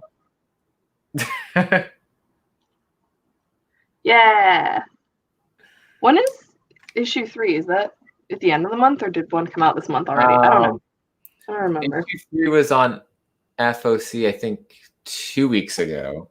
Okay. So probably end of the month would be about right. I couldn't remember if we'd already gotten a January issue or not. It might be. Yeah, I think this came out in January, so it might be beginning of February. Yeah, the Sea of Sorrows has some of the coolest, like even the art in the series itself is just really dope. Oh yeah. The use of black is terrifying in the best way. God, ring light. Absolutely.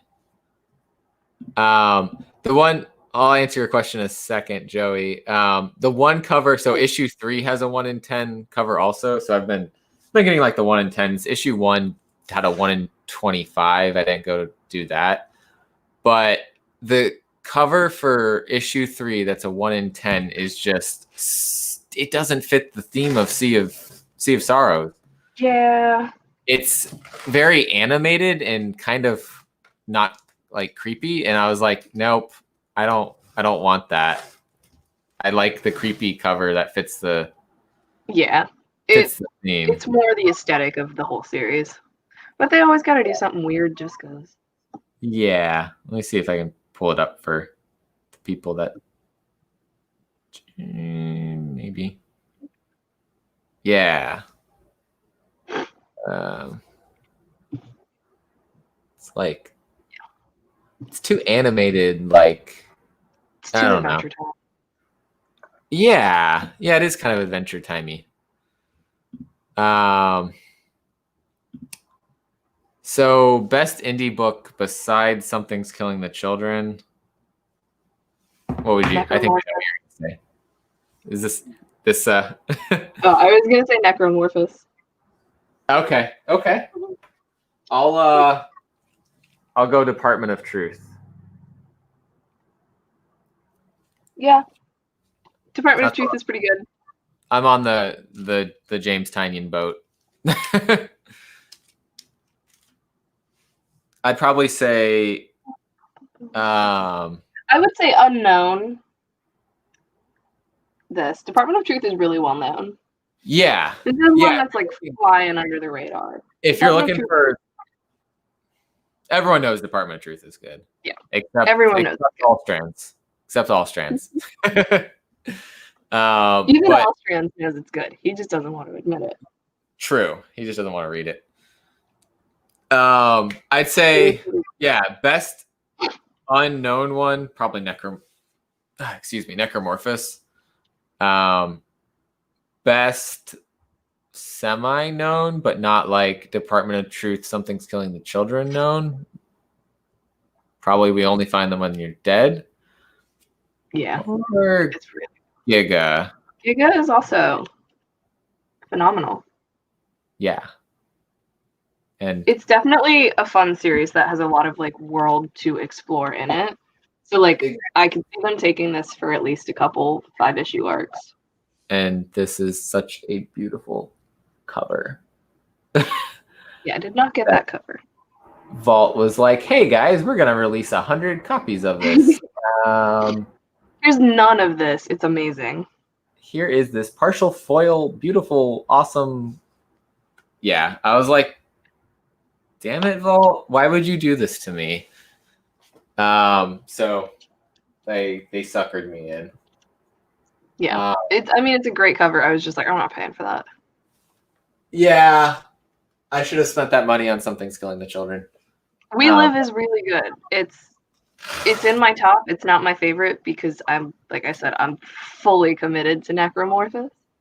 So did you? But I love where it's going with We Live. It's Game of Thrones in a comic book. Nobody is safe. I think everyone's gonna die personally. You don't, but I do. I think one's gonna live. I mean, probably one is gonna live, but like everyone else is dead. It's just murder central. I think what? Hey, Wes, what's going on? I'm trying to figure out some of these comments. I lost them. Yeah, the last issue of We Live is dark and amazing and really good. I read it. I did read it. I like it more second issue than I did first issue, which I figured I probably would. Yeah. I need to do a reread of 1 and 2 because I feel like when I read 2, I was kind of like forgetting some things from 1, but I forgot about the politician for like a hot minute. I was like, who's this guy? Honestly, the politician and like the monsters, that's like the best parts of it. I think the family story is going to end up being the best part of like what happened with the dad and the brother. But the cannibals. It's going to take a while. Is her dad a cannibal? I don't know what's up with her dad. Her brother, I think, is can turn into a monster too. Her brother is not the person she's traveling with, correct? Correct. That is a friend that I feel like her dad ate her brother. I thought issue 2 sort of explained how they met. I don't know. I feel like maybe I misinterpreted a statement from the dad. Because he was like, you're on the menu, or like you're next on the menu or something. And I was like, but they eat her brother? But they saw, unless it was like the dad ate the brother with the politician.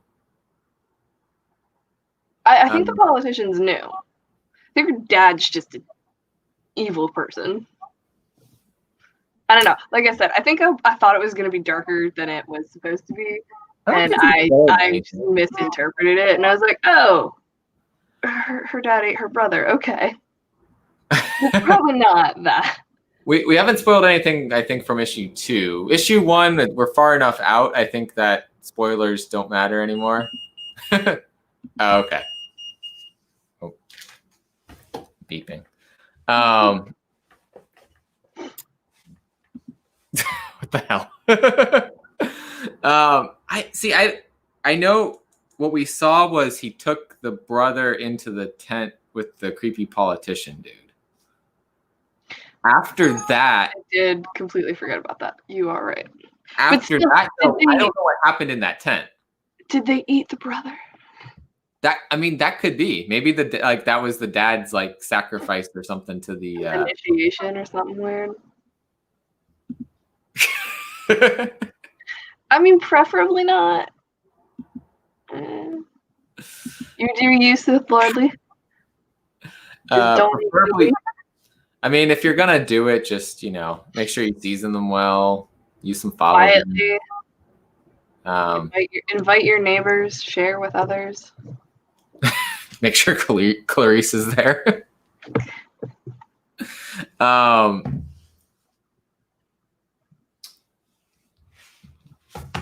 So let's talk a little bit more in depth about this one. Which, by the way, I love what they did on the back of this trade. Like, put it the mask. Yeah. Now, when are they going to give the fans the masks? Well, then, Sith, I assume that means an old lady is using you to walk. If you're a walker. I know a lot of people don't love this cover, but this is really one of my favorite covers. I like that one. I really like it. What's up, Jay Salsa? Yeah, so now we're getting to the Something's Killing the Children talk. Now we've talked about all the other stuff. Now that we've gone over everything else that came out. Unless there's more. I mean, there is more. There are some things that I decided not to go over. There's always more. I wasn't the biggest fan of them. I forget just like how casually bloody, like the whole first issue or first volume is. Love how casually bloody it is. Like, so when I first read through issue 1, like when I first got it, like, you're reading, you're getting the beginning piece and the you kind of get a little bit of a setup for it. Like, just honestly, when I flip the page and you get this, like, boom. Yeah. The splash page for every issue is great. And it always fits the color of each issue. Yeah.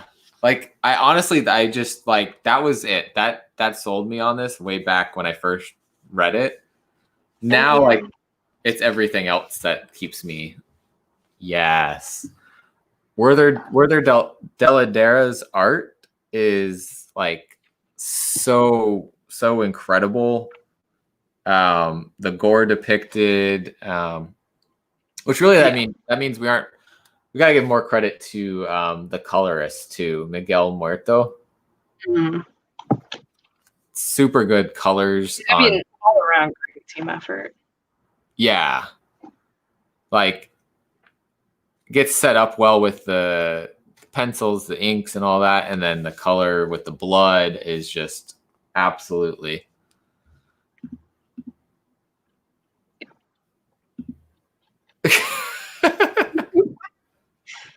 What even is the rarest? I don't think it's even in the first 5. The rarest Something's Killing the Children is issue. Is it the Decal? That's the second rarest, I think.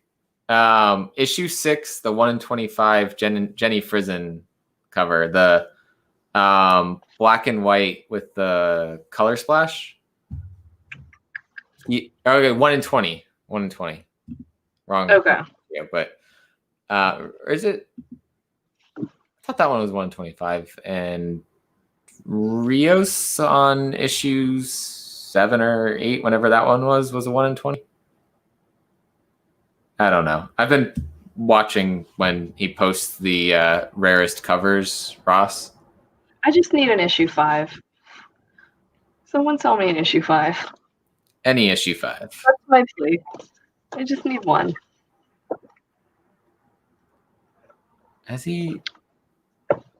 He hasn't officially posted that is the rarest cover. I remember he like tweeted about it, and then he said he was going to post each of the issues. And that's the only one he hasn't talked about yet. But the Rios is the 5th rarest, which is the 1 in 20 for 7. The Christian Ward is the 4th rarest. It's the 1 in 25 for 9, and then the Comic-Con. Are you in the Facebook group? Because I saw that happen. He must be, because yeah, Yeah. Yeah. Yeah. Someone's offering it and no one is biting on it. I don't even need like all of the issues of any of them. I literally just need 5 and then I have one of everything. That's a hot one too. The Schmalky cover. Yeah. Yeah. I'm not trying to spend Afra money on that. That's the money specifically laid out for Dr. Afra. that was my one. Everyone made their 2021 goals. Mine was and is Afra. It was the one book. I got her. I'm happy. I don't care what I do with the rest of my year. And then I do have to go send it out to get graded. So like she's gonna disappear for a couple months. That's fine. But you've got potentially a one. A low grade one. Just to display while she's gone, and then I'm gonna get that one pressed. Yeah. See what happens. But yeah, I mean, I don't know what is wrong, anything bad about this story. And I don't know if it's just because I just love. I mean, if you don't like a monster story, you're not gonna like it. But the concept of it and the fact that like the reason that the monsters exist because children are afraid of monsters and monster stories exist is it's a very good concept. I do feel like we kind of have moved away from that and the later issues, like just not paying attention to that because like you got to think too, like all the people trapped in the gym right now with all the fear going on, like what's that gonna be? Well, it's like now at this point, the monsters have become so powerful that they're not just attacking the children. Yeah, they're attacking everyone now. They're ripping people in half. We have a Star Wars RPG. Can I be Afra? I'll be in it if I can be Afra. That I think that'll be up to Comics and Root Beer if he's still in here, or Travel and Root Beer. Why did I just call him? You know what? Travel and Root Beer. You need a new name. Comics and Root Beer. I support this. Don't stop at one Afra. Get more Afra. I want all the Afra. You're trying. I'm in it, but it's got to be so non-indie spec real quick. Supposedly, Lucasfilm has officially put in for pre-production on a Indiana Jones Star Wars series, which is gonna be her. There's nobody else. But they're already like in production of 10 other series, so we're like 3 years out. Yeah, it didn't even get to make this year's announcements. They better get that casting right. That's it. That's it. The only way that announcement could mean anything else is if it was like Harrison Ford being Han Solo, because he's also Indiana Jones. So they were like, the Indiana Jones show. That's an announcement for a solo series. I'm gonna be real bitter. But it's not like officially announced. It's like Lucasfilm rumors announced. It's like it's happening. Yeah. And also Harrison Ford doesn't want to do more Star Wars, I don't think. So we know Obi-Wan's getting a show. Right. We know Hayden Christensen's gonna be in that show. Hayden Christensen's probably gonna get his own show as Vader, and then Afra, and then Afra show. Yeah. Or because she hangs out with like characters in Rebels, she's gonna show up in like Ahsoka, maybe. Yeah, there's a couple ways they could bring her in pretty easily. I would not be against that, but I want more time to get all of her books. There's a cool cover with Hera in her. Yeah, I still haven't found that one yet. We'll get there. Yeah, Hayden Christensen got a lot of trash for his portrayal, and I always felt really bad for him. Also, side note, everyone go watch Jumper. Yeah, I think that's the show that he was in, or movie. So good. Jumper. But yeah, that sounds familiar. He can teleport. Okay, I've seen that. Wow. Okay, that was a while ago. That movie and Push, I like regularly mix up the titles of. Both are good sci-fis. Push is Captain America. What's his name? Chris Evans. Chris Evans. But yeah, Hayden Christensen got like trashed after the Spider-Man, well, the Star Wars movies, and kind of didn't really do much. Yeah, it was great. Yo, people hate on Jar Jar, and you shouldn't hate on Jar Jar. Jar Jar is only using 1% of his power, okay? The other 99% is his Sith powers. Yeah, we kind of went down a Star Wars rabbit hole, but that's okay. It actually, when you were mentioning Chris Evans, I was thinking about the like rumors that Captain America was coming back or whatever, and then Chris Evans posted on his Twitter or something like, "Oh, that's news to me." Yeah, but you also got to remember that's what everyone technically has to do before it's announced. I just feel like unless it's like him returning the stones and like I don't know if it's anything else other than like things that have technically already happened, it kind of just makes the whole like sacrifice kind of pointless. Yeah, I mean, as someone who cried during the last movie, I would watch a show of him returning the stones. Absolutely, like each episode could be. It also could just simply be the fact that he's coming back for What If, because Robert Downey Jr. is doing a What If episode because it's all their voices, and so people are like, "Oh, he's coming back." And it's like that's not how this works. I think I would also be okay if they kept him in as a like old man Cap, and because that's the thing that happens in the comics. He actually leads a Avengers team. He's not in the action, but he's like the mentor to the team. I wouldn't hate it, but again, and then you're done.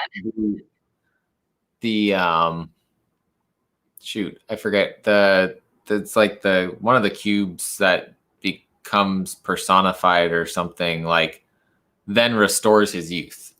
But then that's how we go down the Hydra Cap storyline, and that's a whole nother. I don't know if we want to do that in the MCU. I like the idea of like a flashback or like something in Winter Soldier Falcon, something in that with like, you know, him talking to them pre everything that happened. But like, I don't need him back. No, I mean, I've accepted the fact that we're not getting Iron Man back. We're not getting him back either. You're bitter. I think we've got two. Everyone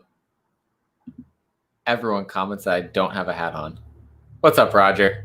Gotta get you just like a Boom Studios hat. All right, I need an indie hat. So if someone has an indie hat and wants to, tell me where I can get random merch. I will go and buy an indie hat so you guys can stop being upset I don't have a hat on.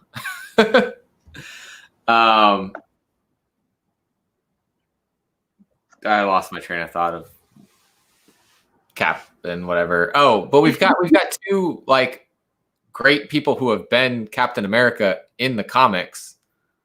Like Bucky and Sam like have already been like in that role. So why would we? I feel like if they're bringing him back, it's a choice that they didn't think out until like 2 weeks ago. Hey, like, I tagged him in the post I made. I don't think he saw the post though. No. One day. Like, he didn't, but the writer of Necromorphous liked it and apparently may have been in here because he subscribed.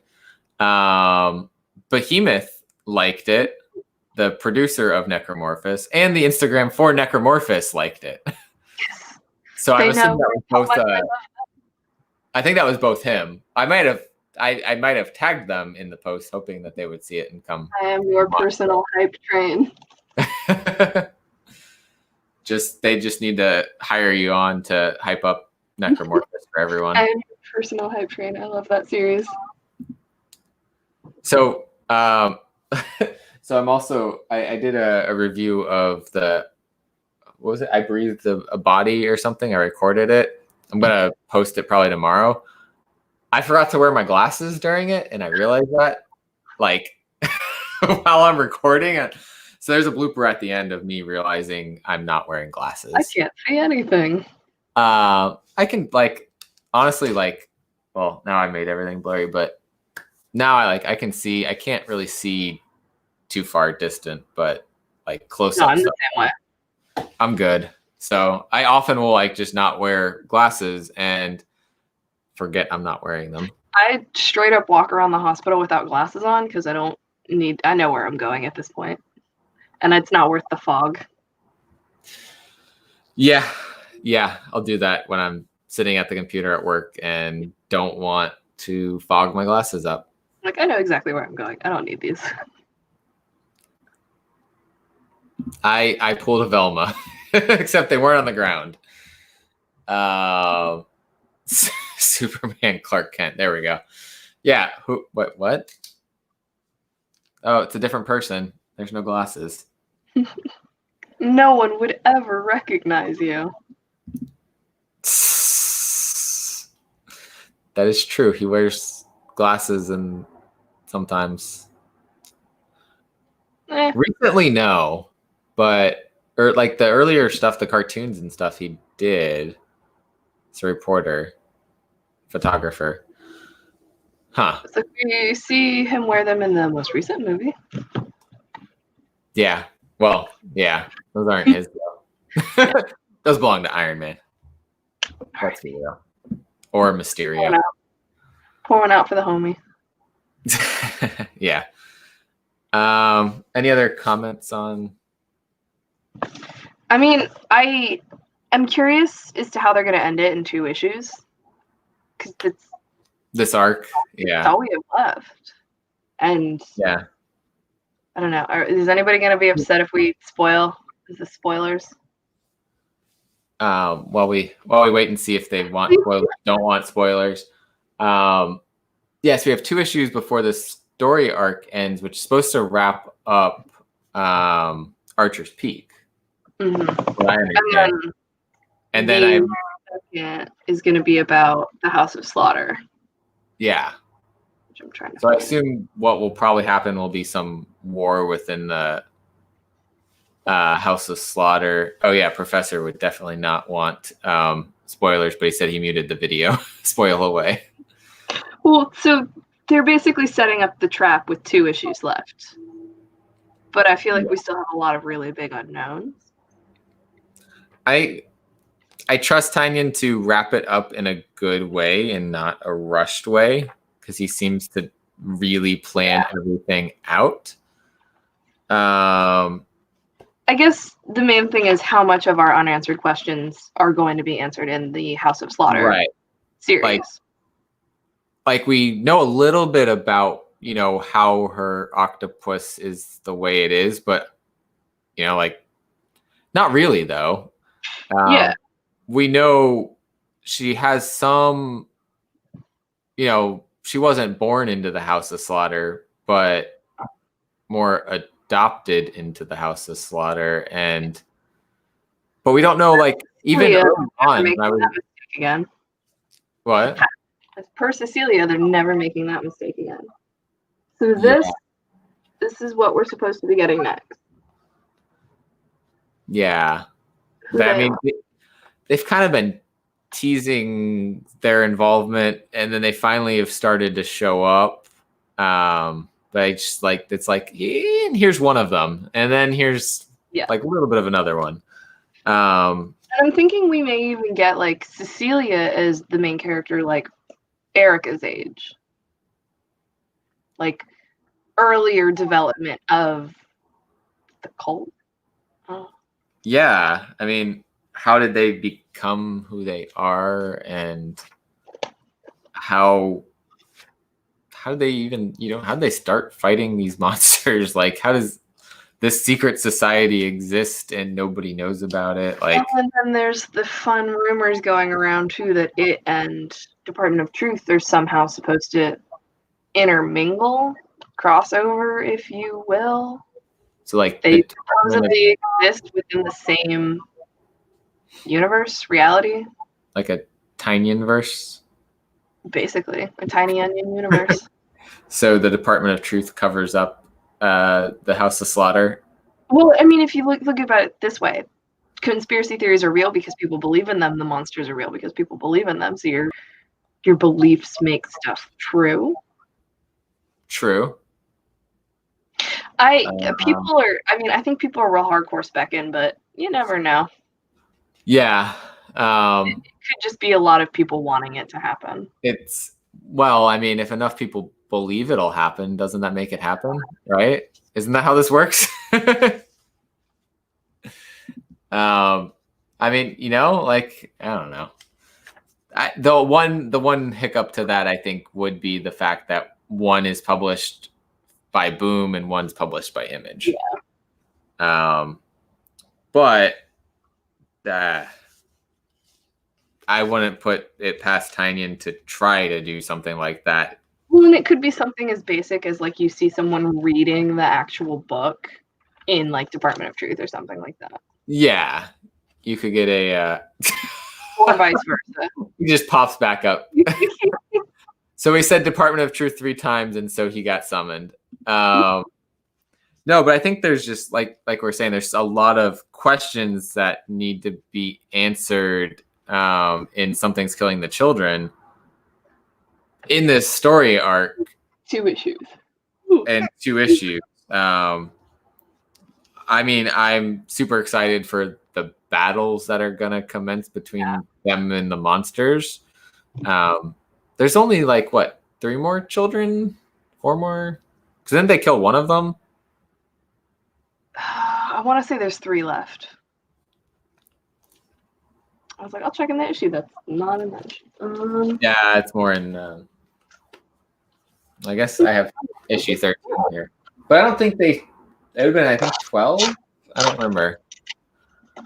A fun thing while I was rereading the first volume.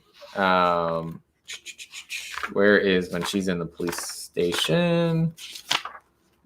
They look at her license or driver's license, which is fake, but the address listed on it is a Department of Motor Vehicles in Madison, Wisconsin. So if you ever are curious what the address on her driver's license is, that's what it is.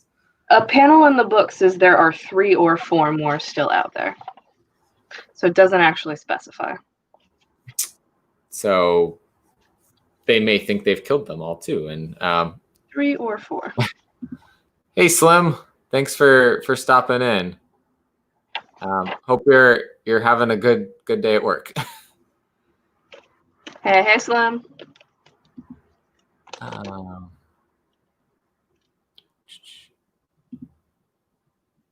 A surprising intermission. So we're probably gonna get left on a cliffhanger. And it's going to be for like 4 months.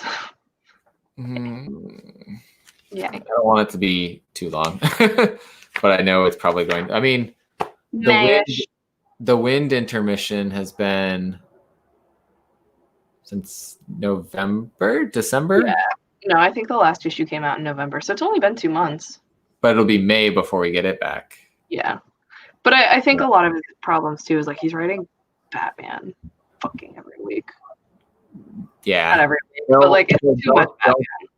Don't say these words, Phil. Could be Saga. You could wait, what is it, about a year at least?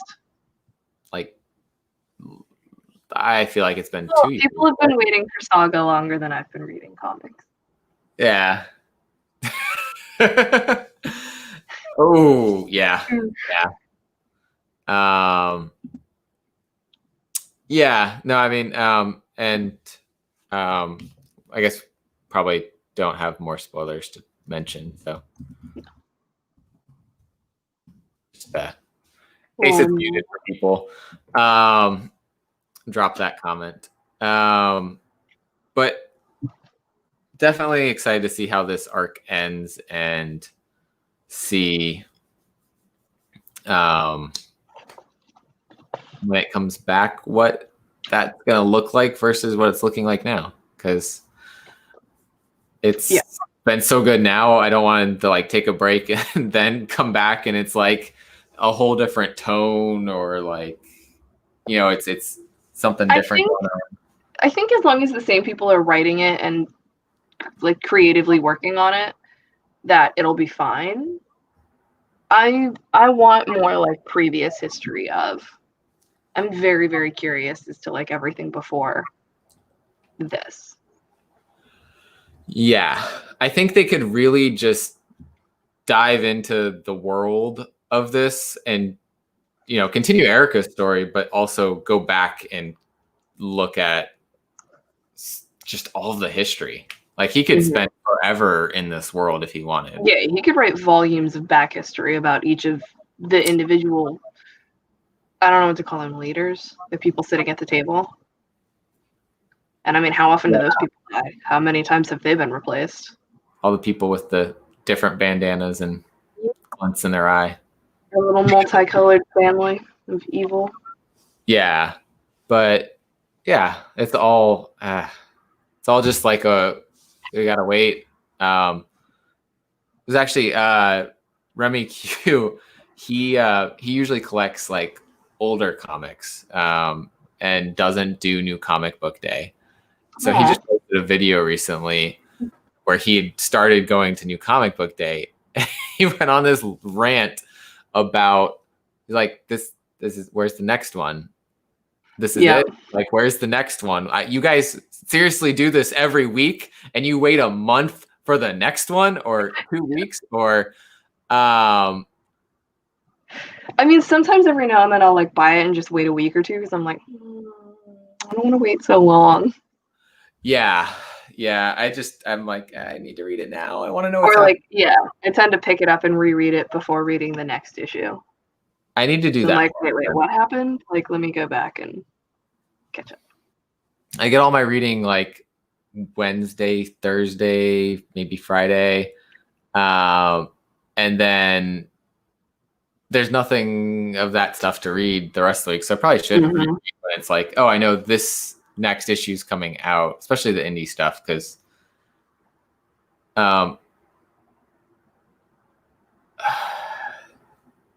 stop dropping spoilers in the chat. Can someone Michael, delete your comic so Professor doesn't see it. Did we see a body? Did we though? I actually don't know. As far as deaths and everything in that, until you see that it's confirmed, I wouldn't necessarily say that anyone is dead. Game of Thrones rules always stand. If you don't see a body, are they really dead? And even if you do, is it that person? Right. But yeah, I think all of it is just, I just like it too much. So they need to just hurry up and put everything else out. Because, and we need something other than a neck gaiter for a mask. Because a real tie it up. We need that real bandana going on.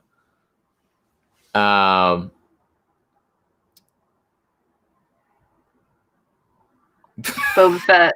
That's fair. Boba Fett did teach us that long before Game of Thrones. Although Game of Thrones may have been a book before Boba Fett was in the movies. When did the movies come out? I do not know. The 80s? Wait, the original ones? Yeah, the 80s? 70s. Okay, yeah. Those predate Thrones. All right, you win. Yeah. Wait, when was the first Game of Thrones written? I want to say like 94. Holy crap. And he still hasn't finished? He still hasn't finished? Nope. He still has not finished. I know. And he said, and I quote, well, not and I quote, but like, we're allowed to like fuck him up because he didn't finish in time. Okay, that one came out in 83. Yeah. Return of the Jedi. Listen, not the show, the books. The books have been out for a while. But yeah, Thrones does not predate Star Wars. No. I think 77 was one of the years, but I don't remember which one was 77. I know people who remember going to see it in theaters. I remember going to see the first three. 1, 2, and 3. I remember seeing them in theaters. I saw all of them in theaters, for sure, and then all the recent ones and also. Ones But that we don't talk about. yeah, I had to know what was happening though. Yeah. And before they even started them, you never knew, right? So like 7, you had to see, and then, I mean, 7 was okay. 8 is where they started losing it.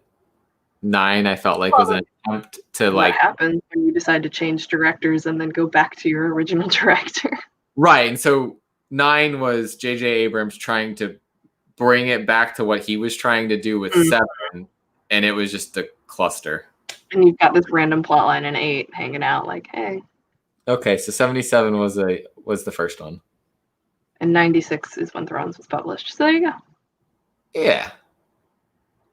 But at the same point, I don't know what year the first story outside of the movies was where Boba Fett actually came back, because he dies, right? In the movies, looks like he dies.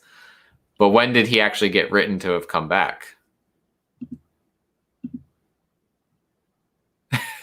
Sith, we need the Sith cut, the hour-long cut of usable stuff from 7, 8, and 9. Is there that much? Maybe. I don't know. There's so many like pre-existing stories that were good that they could have done, and they just. I'm just not an Adam Driver fan. It's just not my forte, Adam Driver content. I don't know. I knew Sith would know. 1988. So he did beat Game of Thrones. Oh, I honestly just want one, Michael, just to have one, to have the full run. I'm going to have to look for that now. Excuse me while I eBay.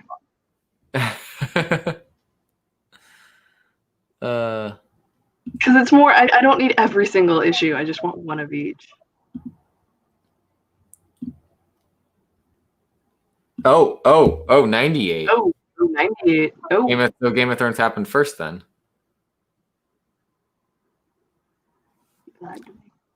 Yeah, I'll say right now the only but I guess before that one just went up.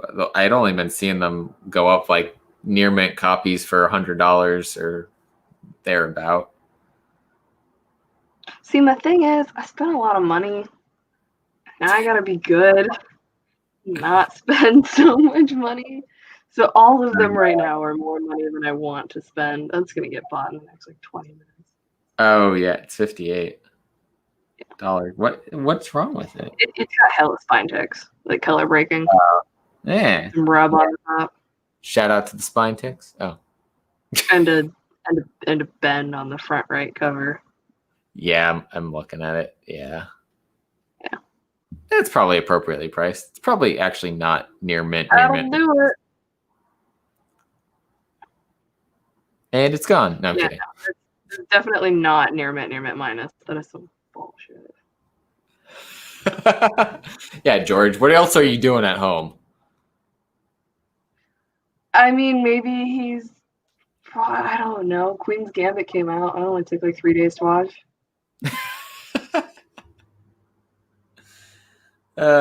Yeah, everything else is 100. 5 is the only issue that nobody has multiple copies of and will hold for like a month for me. Because like I said, I spent all my money. Where's my money, Biden? 10 years since the last book? It's at least since the show's been on, so yeah. Sean's saying 7 years, so that's we might as well round up to 10. Maybe he'll go for like a 10th year anniversary of the last book, and then it'll come out. Yes, he does. Sith knows all the genealogy. Rose Leslie is also some sort of royalty related adjunct, something like that. I think her family might be like lords or something. I don't know. They live in a castle. Small one. Okay, so 9 years? He has even said he's going to die before he finishes the books. As long as he does a Robert Jordan thing and writes out all of his notes so that Brandon Sanderson can come in and finish the series for him. There were like rumors going around for a while that to get the show, Dan and Dave had to like guess how the series would end and like get it right, or like they had to get like a certain number of things correct. I don't know if it's true or not anymore. What's up, Doc? But changed the style and how the timeline was laid out midway through. So he's writing the current book along with the previous two. So there's even more of a reason for him to have finished it by now. Like, there's no excuse. He just took the money and run. We just got to write a book now, I guess. Concept first. Okay, they got the bloodline. That's what it was. Wow, considering how unimportant that turned out to be, I'm mad about that. I'm hoping the book does it better justice. And now I have to read the books, and they are very long. I read. I want to say the first one. And I read 2 and kind of started reading other things and then never went back to it. Like 160-ish pages into the second. Might be. I might be somewhere around there, honestly, or maybe around 100. I wonder if it's on. Well, and it's really upsetting too because season 1 is very book accurate, and then they were like, "But fuck it, who needs this canon?" Yeah, the books do get pretty dense. I don't think my reading. I have like the real small ones too, so it's like a lot of pages. Yeah, I bought a box set of them. I think it has people from the show on it on like the box, so it's okay. Still not a complete box set because the book isn't out. Yeah, I don't even know if it had the last one before that came out. I don't remember. I don't remember when I got it. It's been a while. The show came out after that. Right? The show came out after the last book came out? I don't know. Or maybe it was during? I don't know. I've been reading the book since I was in college, and I'm still not very far. Oh, here we go. I finally found it. I'm 9% done with A Storm of Swords. Oh, wait, that's 3. Really? Yeah, I think Feast for Crows is 2. Did I make it to the first 2? Really? Huh. Supposedly book 3 is where things really divulge from like what was written to what they decided to put in the show. But I don't know. I'm only speculating because I haven't read the books yet. Yeah. What's up, newbie? Alexander's back. He's back. Still better. Guess he got out of timeout. Don't abuse that being out of timeout. But yeah, I don't have any more indie things this time. A few more. I think I didn't show this. Ooh. So that's A Girl Walks Home Alone. Oh, yeah, that's a good cover. I like the black pages that they're doing. I don't know if we talked about this last time. Oh, you know what? I did read that one. I don't remember. Yeah, I don't remember if that was before last time or not, but I wasn't sure if I was going to enjoy it, and I really did. Same. I was like, it's only one issue if I don't like it. And I was like, oh, crap, I like it. Crap. And then last one, I finally picked up issue 1, Mercy. Did that series just end at like issue 6? It either just ended or like it finished an arc. I've been debating between getting into it. It doesn't seem bad. It's a little vague with issue 1, but we'll get there. This is the best cover that's come out so far.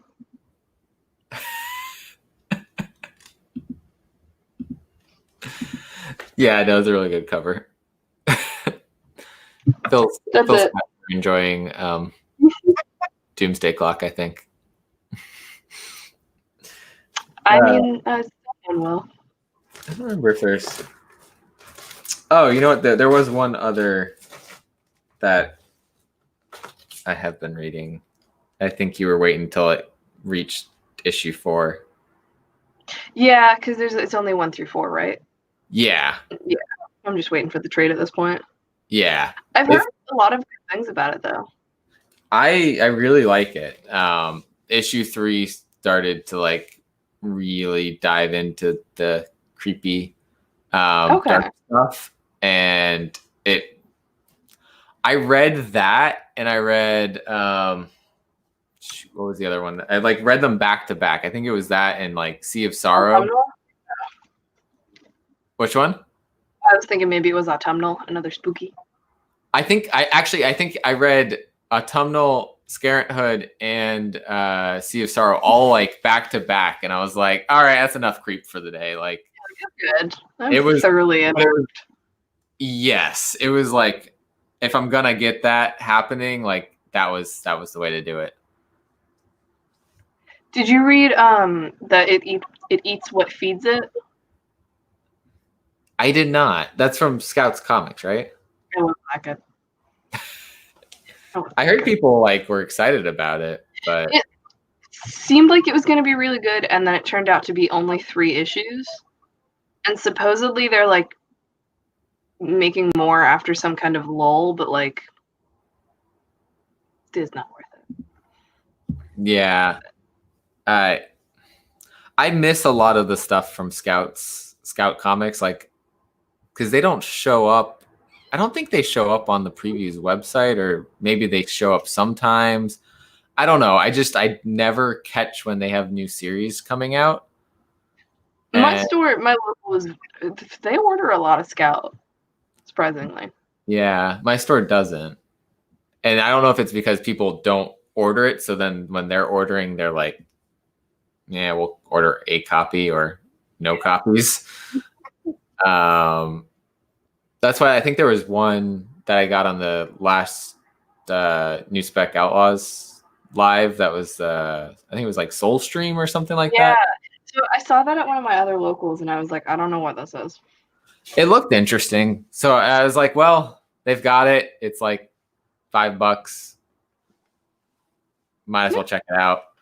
See if it's worth it. Because I couldn't get it from my shop, and that's why I picked up I forget what it's called now, but it's the one with the like elephant and the like rodent. Like, Senge and Tembo. Yes, Senge and Tembo. Yeah.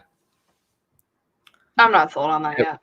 Which is funny that he says got a scoot, because instead of Scout it says Scoot on that comic. I think that's like how Boom has Boombox. There's Scout and there's Scoot. Yeah, which I thought's pretty cool. Good to see you, Phil. We'll probably see you tomorrow night.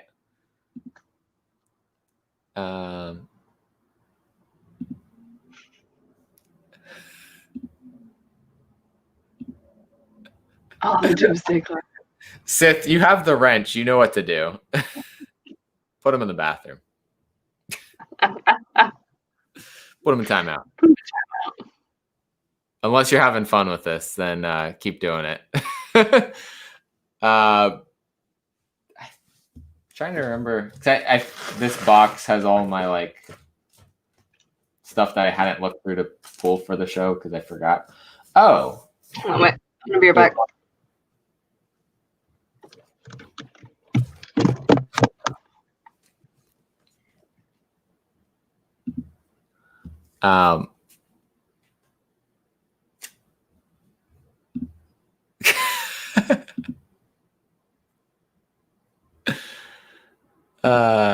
You have not missed the presentation of Afra yet, Professor. I mean, Joey, do you read Doomsday Clock? I mean, Alexander may have some words for you. Okay. We have a... Not yet. The last one. This is another really good. I don't know if anybody else is reading it.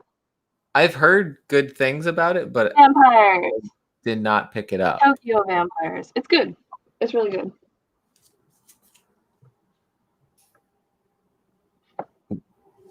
This is the other one that I'm reading that I really like. It's also Vault. Speaking of Vault, Shadow Vault's Serpent. doing a lot of really good stuff lately. Yeah, honestly, this one took me by surprise because I didn't know anything about it. I picked it up off the shelf, and here comes Afra.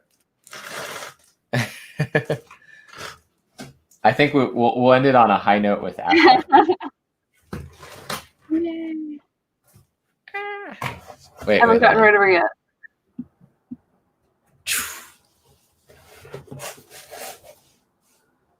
Dun dun dun.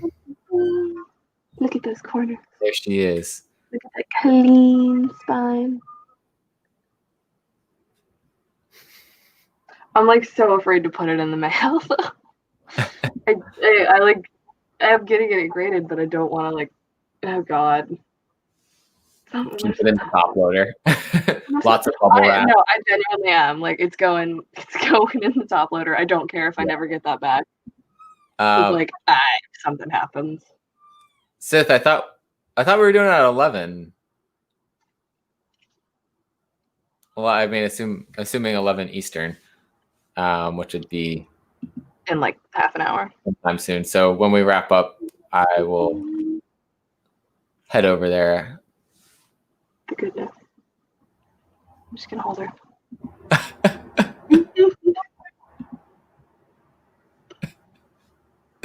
Joey's reading it. Joey's reading. Joey. Oh man, yeah. I know Professor just got his bay in the mail. His is graded. He doesn't have to send it away. But is his possible to press and get to a 9.8 instead of the 9.6? I don't think so. I know that there's there's actually a lot of 9.8s on the census. There's more 9.8s than 9.6s on the census. Buying them now is harder, and finding them raw is really hard. And at this point, even for a 9.6 raw, you're paying $150. Yeah. It's every week she just gets more expensive. Oh. He came back to say hi to everyone or bye to everyone. Oh my God. Joey, I think you should do a live where you read it to us. You just flip through the book. Alexander, you're picking on a kid right now. Come on, man. You're being the asshole.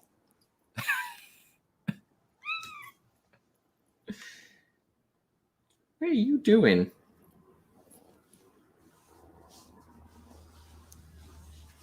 Oh my God. I just want to keep the stream going just to watch the chat. War. I liked the Watchmen movie in the series. I thought the series was good. I haven't read any of the Watchmen stuff. I'm reading Rorschach. I didn't pull it out, but I am reading it. It's pretty good. I heard that was supposed to be good. And then after issue 1, people were pretty into it. Oh my God. Just sit here with some popcorn watching the chat. Go down. Pretty entertaining right now. Who's gonna win, Doomsday Clock or Doomsday Clock? It's my ultimate Fallout 4.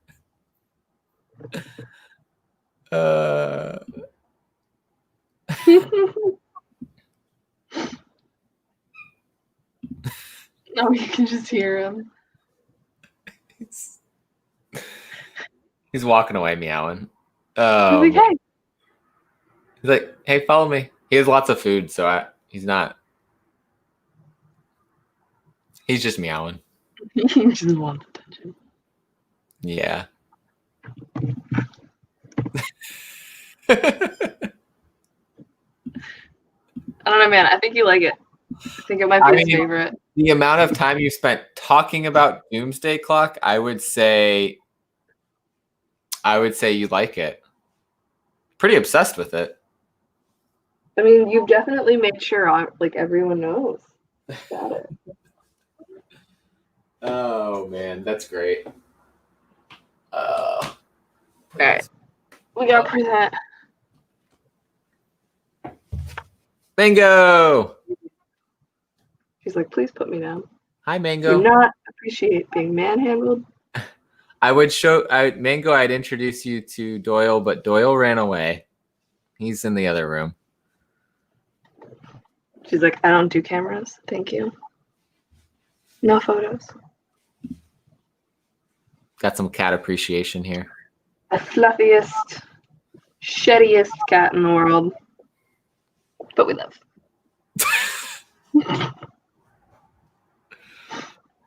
Oh, is it the book that broke the back? Alexander, I hope you're subscribed to the channel, because it seems like you're getting some entertainment out of this. If you're not, you should definitely make sure you do that.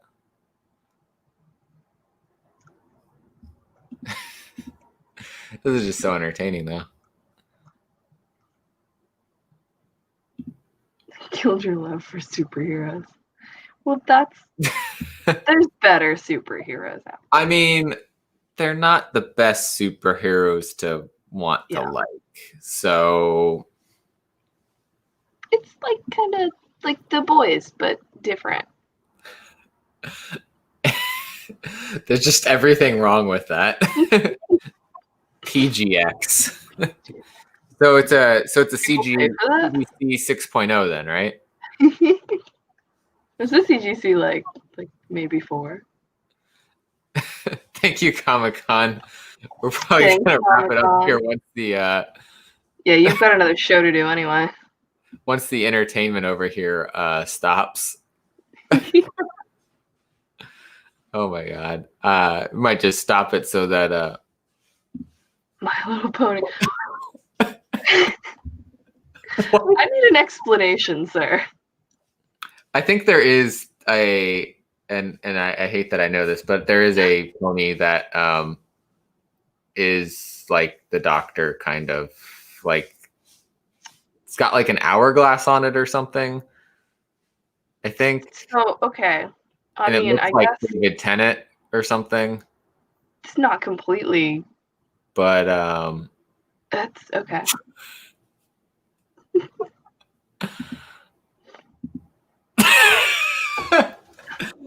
This has just now become a reaction video to the comment section. Dr. Who's, there we go. Okay, so he is a thing, but he's a pun. We have. Can you tell I don't pony? We have some competing.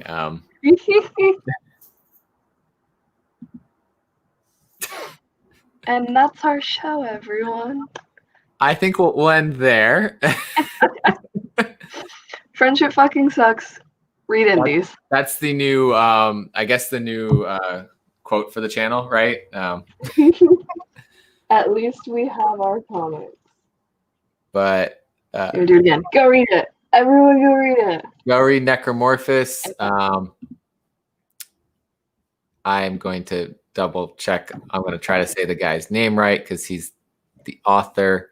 But he decided to subscribe to the channel tonight. Gabriel Arias. So I appreciate him for maybe watching part of this, hopefully seeing the love for Necromorphous. And go to Travel and Root Beer's channel shortly after this. We're going to be kind of piloting out the Star Wars RPG that we're, I think, also planning for this show tomorrow. I could be wrong. We might have just decided to do it tonight. But that's on this link. Oh, hey, Seth already posted it. All right. Yep. As I was trying to find it, he beat me to it. So we're gonna be this will be the first time I've done an RPG, so I'm excited. Good luck to everyone involved. I will hopefully not screw it up too much. And we will catch you guys next time we do one of these. Have a good rest of your night, everyone. See you guys.